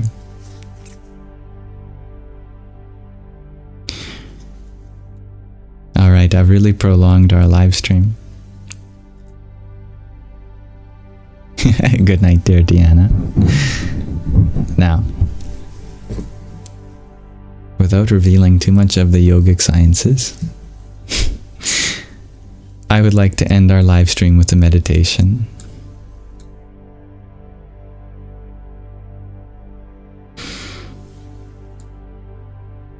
Tonight I'd like to just do... wait a second. That was the question of the day we asked earlier. We have yet to transition to the Nididhyasana scene.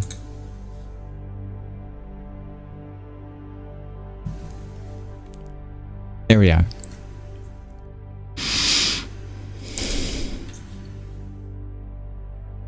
For our meditation tonight, I would like to do a listening together for the Mahālakṣmī Aṣṭakam, which is traditionally chanted on Diwali, which this sacred day is.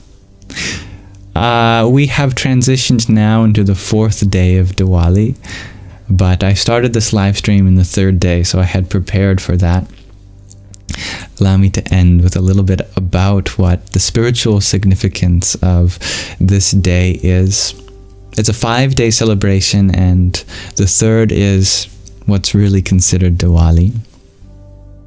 That's known as Lakshmi Puja or Diwali night, and it holds profound spiritual significance. It is dedicated to the worship of Goddess Lakshmi, the divine consort of Lord Vishnu, who symbolizes wealth, prosperity, and abundance. This night is considered the most auspicious for invoking her blessings, as it is believed that Goddess Lakshmi descends to earth and visits the homes of devotees who are pure in heart and mind. Some of the symbolism in this festivity includes victory of light over darkness, as Lakshmi Puja signifies the triumph of light over darkness and good over evil. It is a reminder to cultivate inner light, wisdom, and righteousness. By worshipping Goddess Lakshmi, devotees seek her blessings for material and spiritual wealth, ensuring that prosperity and abundance grace their lives.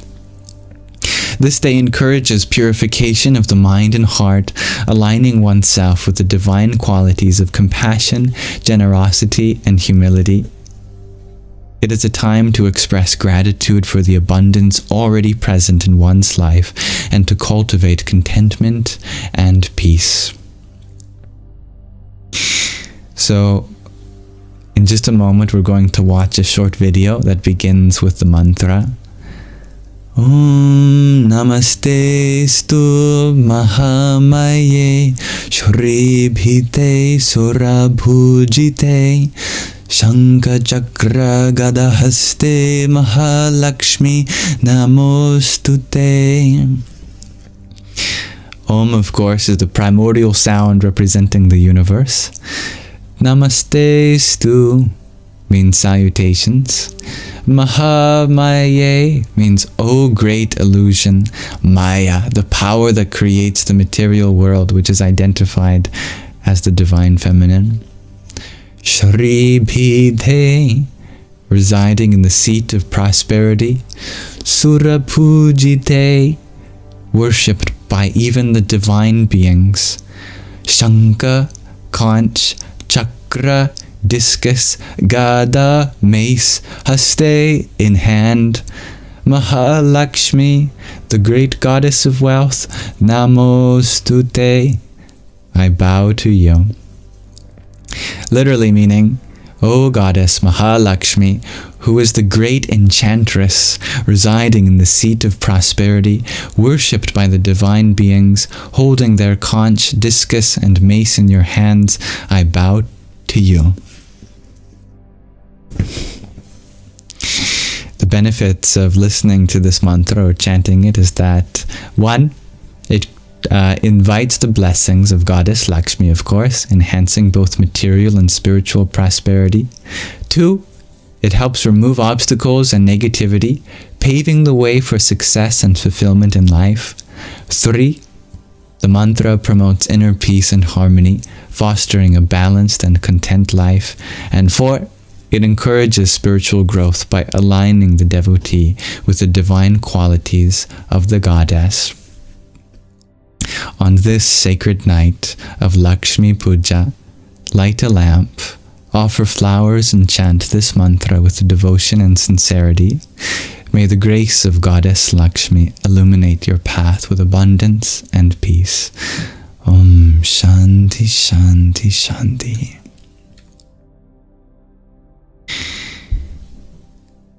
Now, I have recently found out that many of the recordings of these mantras that we do are not actually synced with my voice.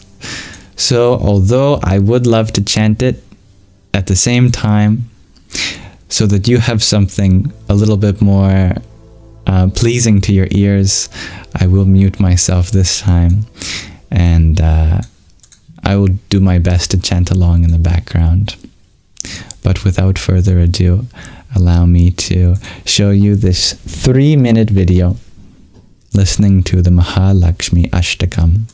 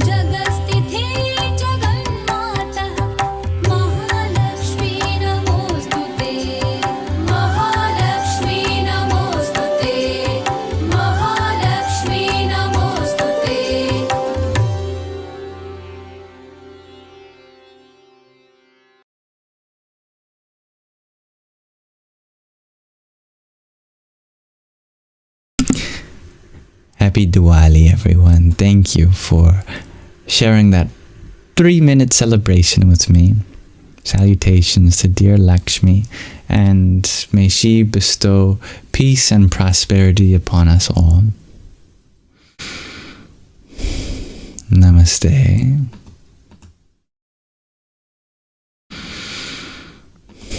Now that concludes our Sangha tonight, so thank you for joining me. Even if it's only in the last few moments, I'm grateful to be here with you. Thank you for allowing me the opportunity to be here. It is my honor to be of service in any way that I can, and I wish to return with even more tolerance and understanding myself next time to make this space a more inclusive one for you. May this live stream be an offering to the divinity within you.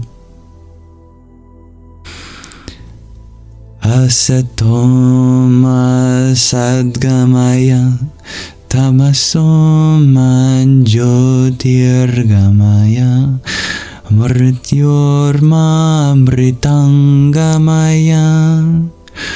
Om Shanti Shanti Shanti Harihi Om Tat Sat.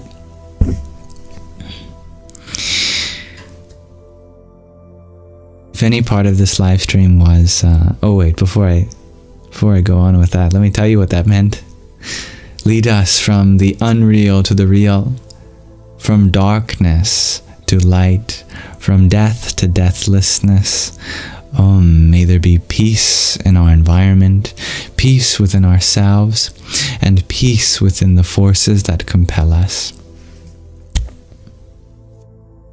Now, if you found any of this live stream to be of value, do know that I record it, the recording is already done for me by TikTok, but I upload the recording in full onto my Yamsox Lives YouTube channel, and that's there for you along with the meditations, the readings, and the show and tells. So if you ever want to check any of that out, it's there for you. You don't have to attend live, as I know I can stream at odd hours.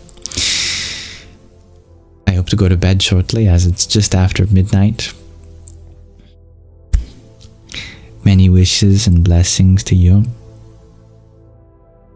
Thank you to my lovely moderators for helping keep the peace. May you all have a wonderful rest of your night, your morning, afternoon, evening, whatever time it may be for you. And thank you, Hybrid Jen, for your quartet of roses. Happy November, everyone. Radhe Radhe.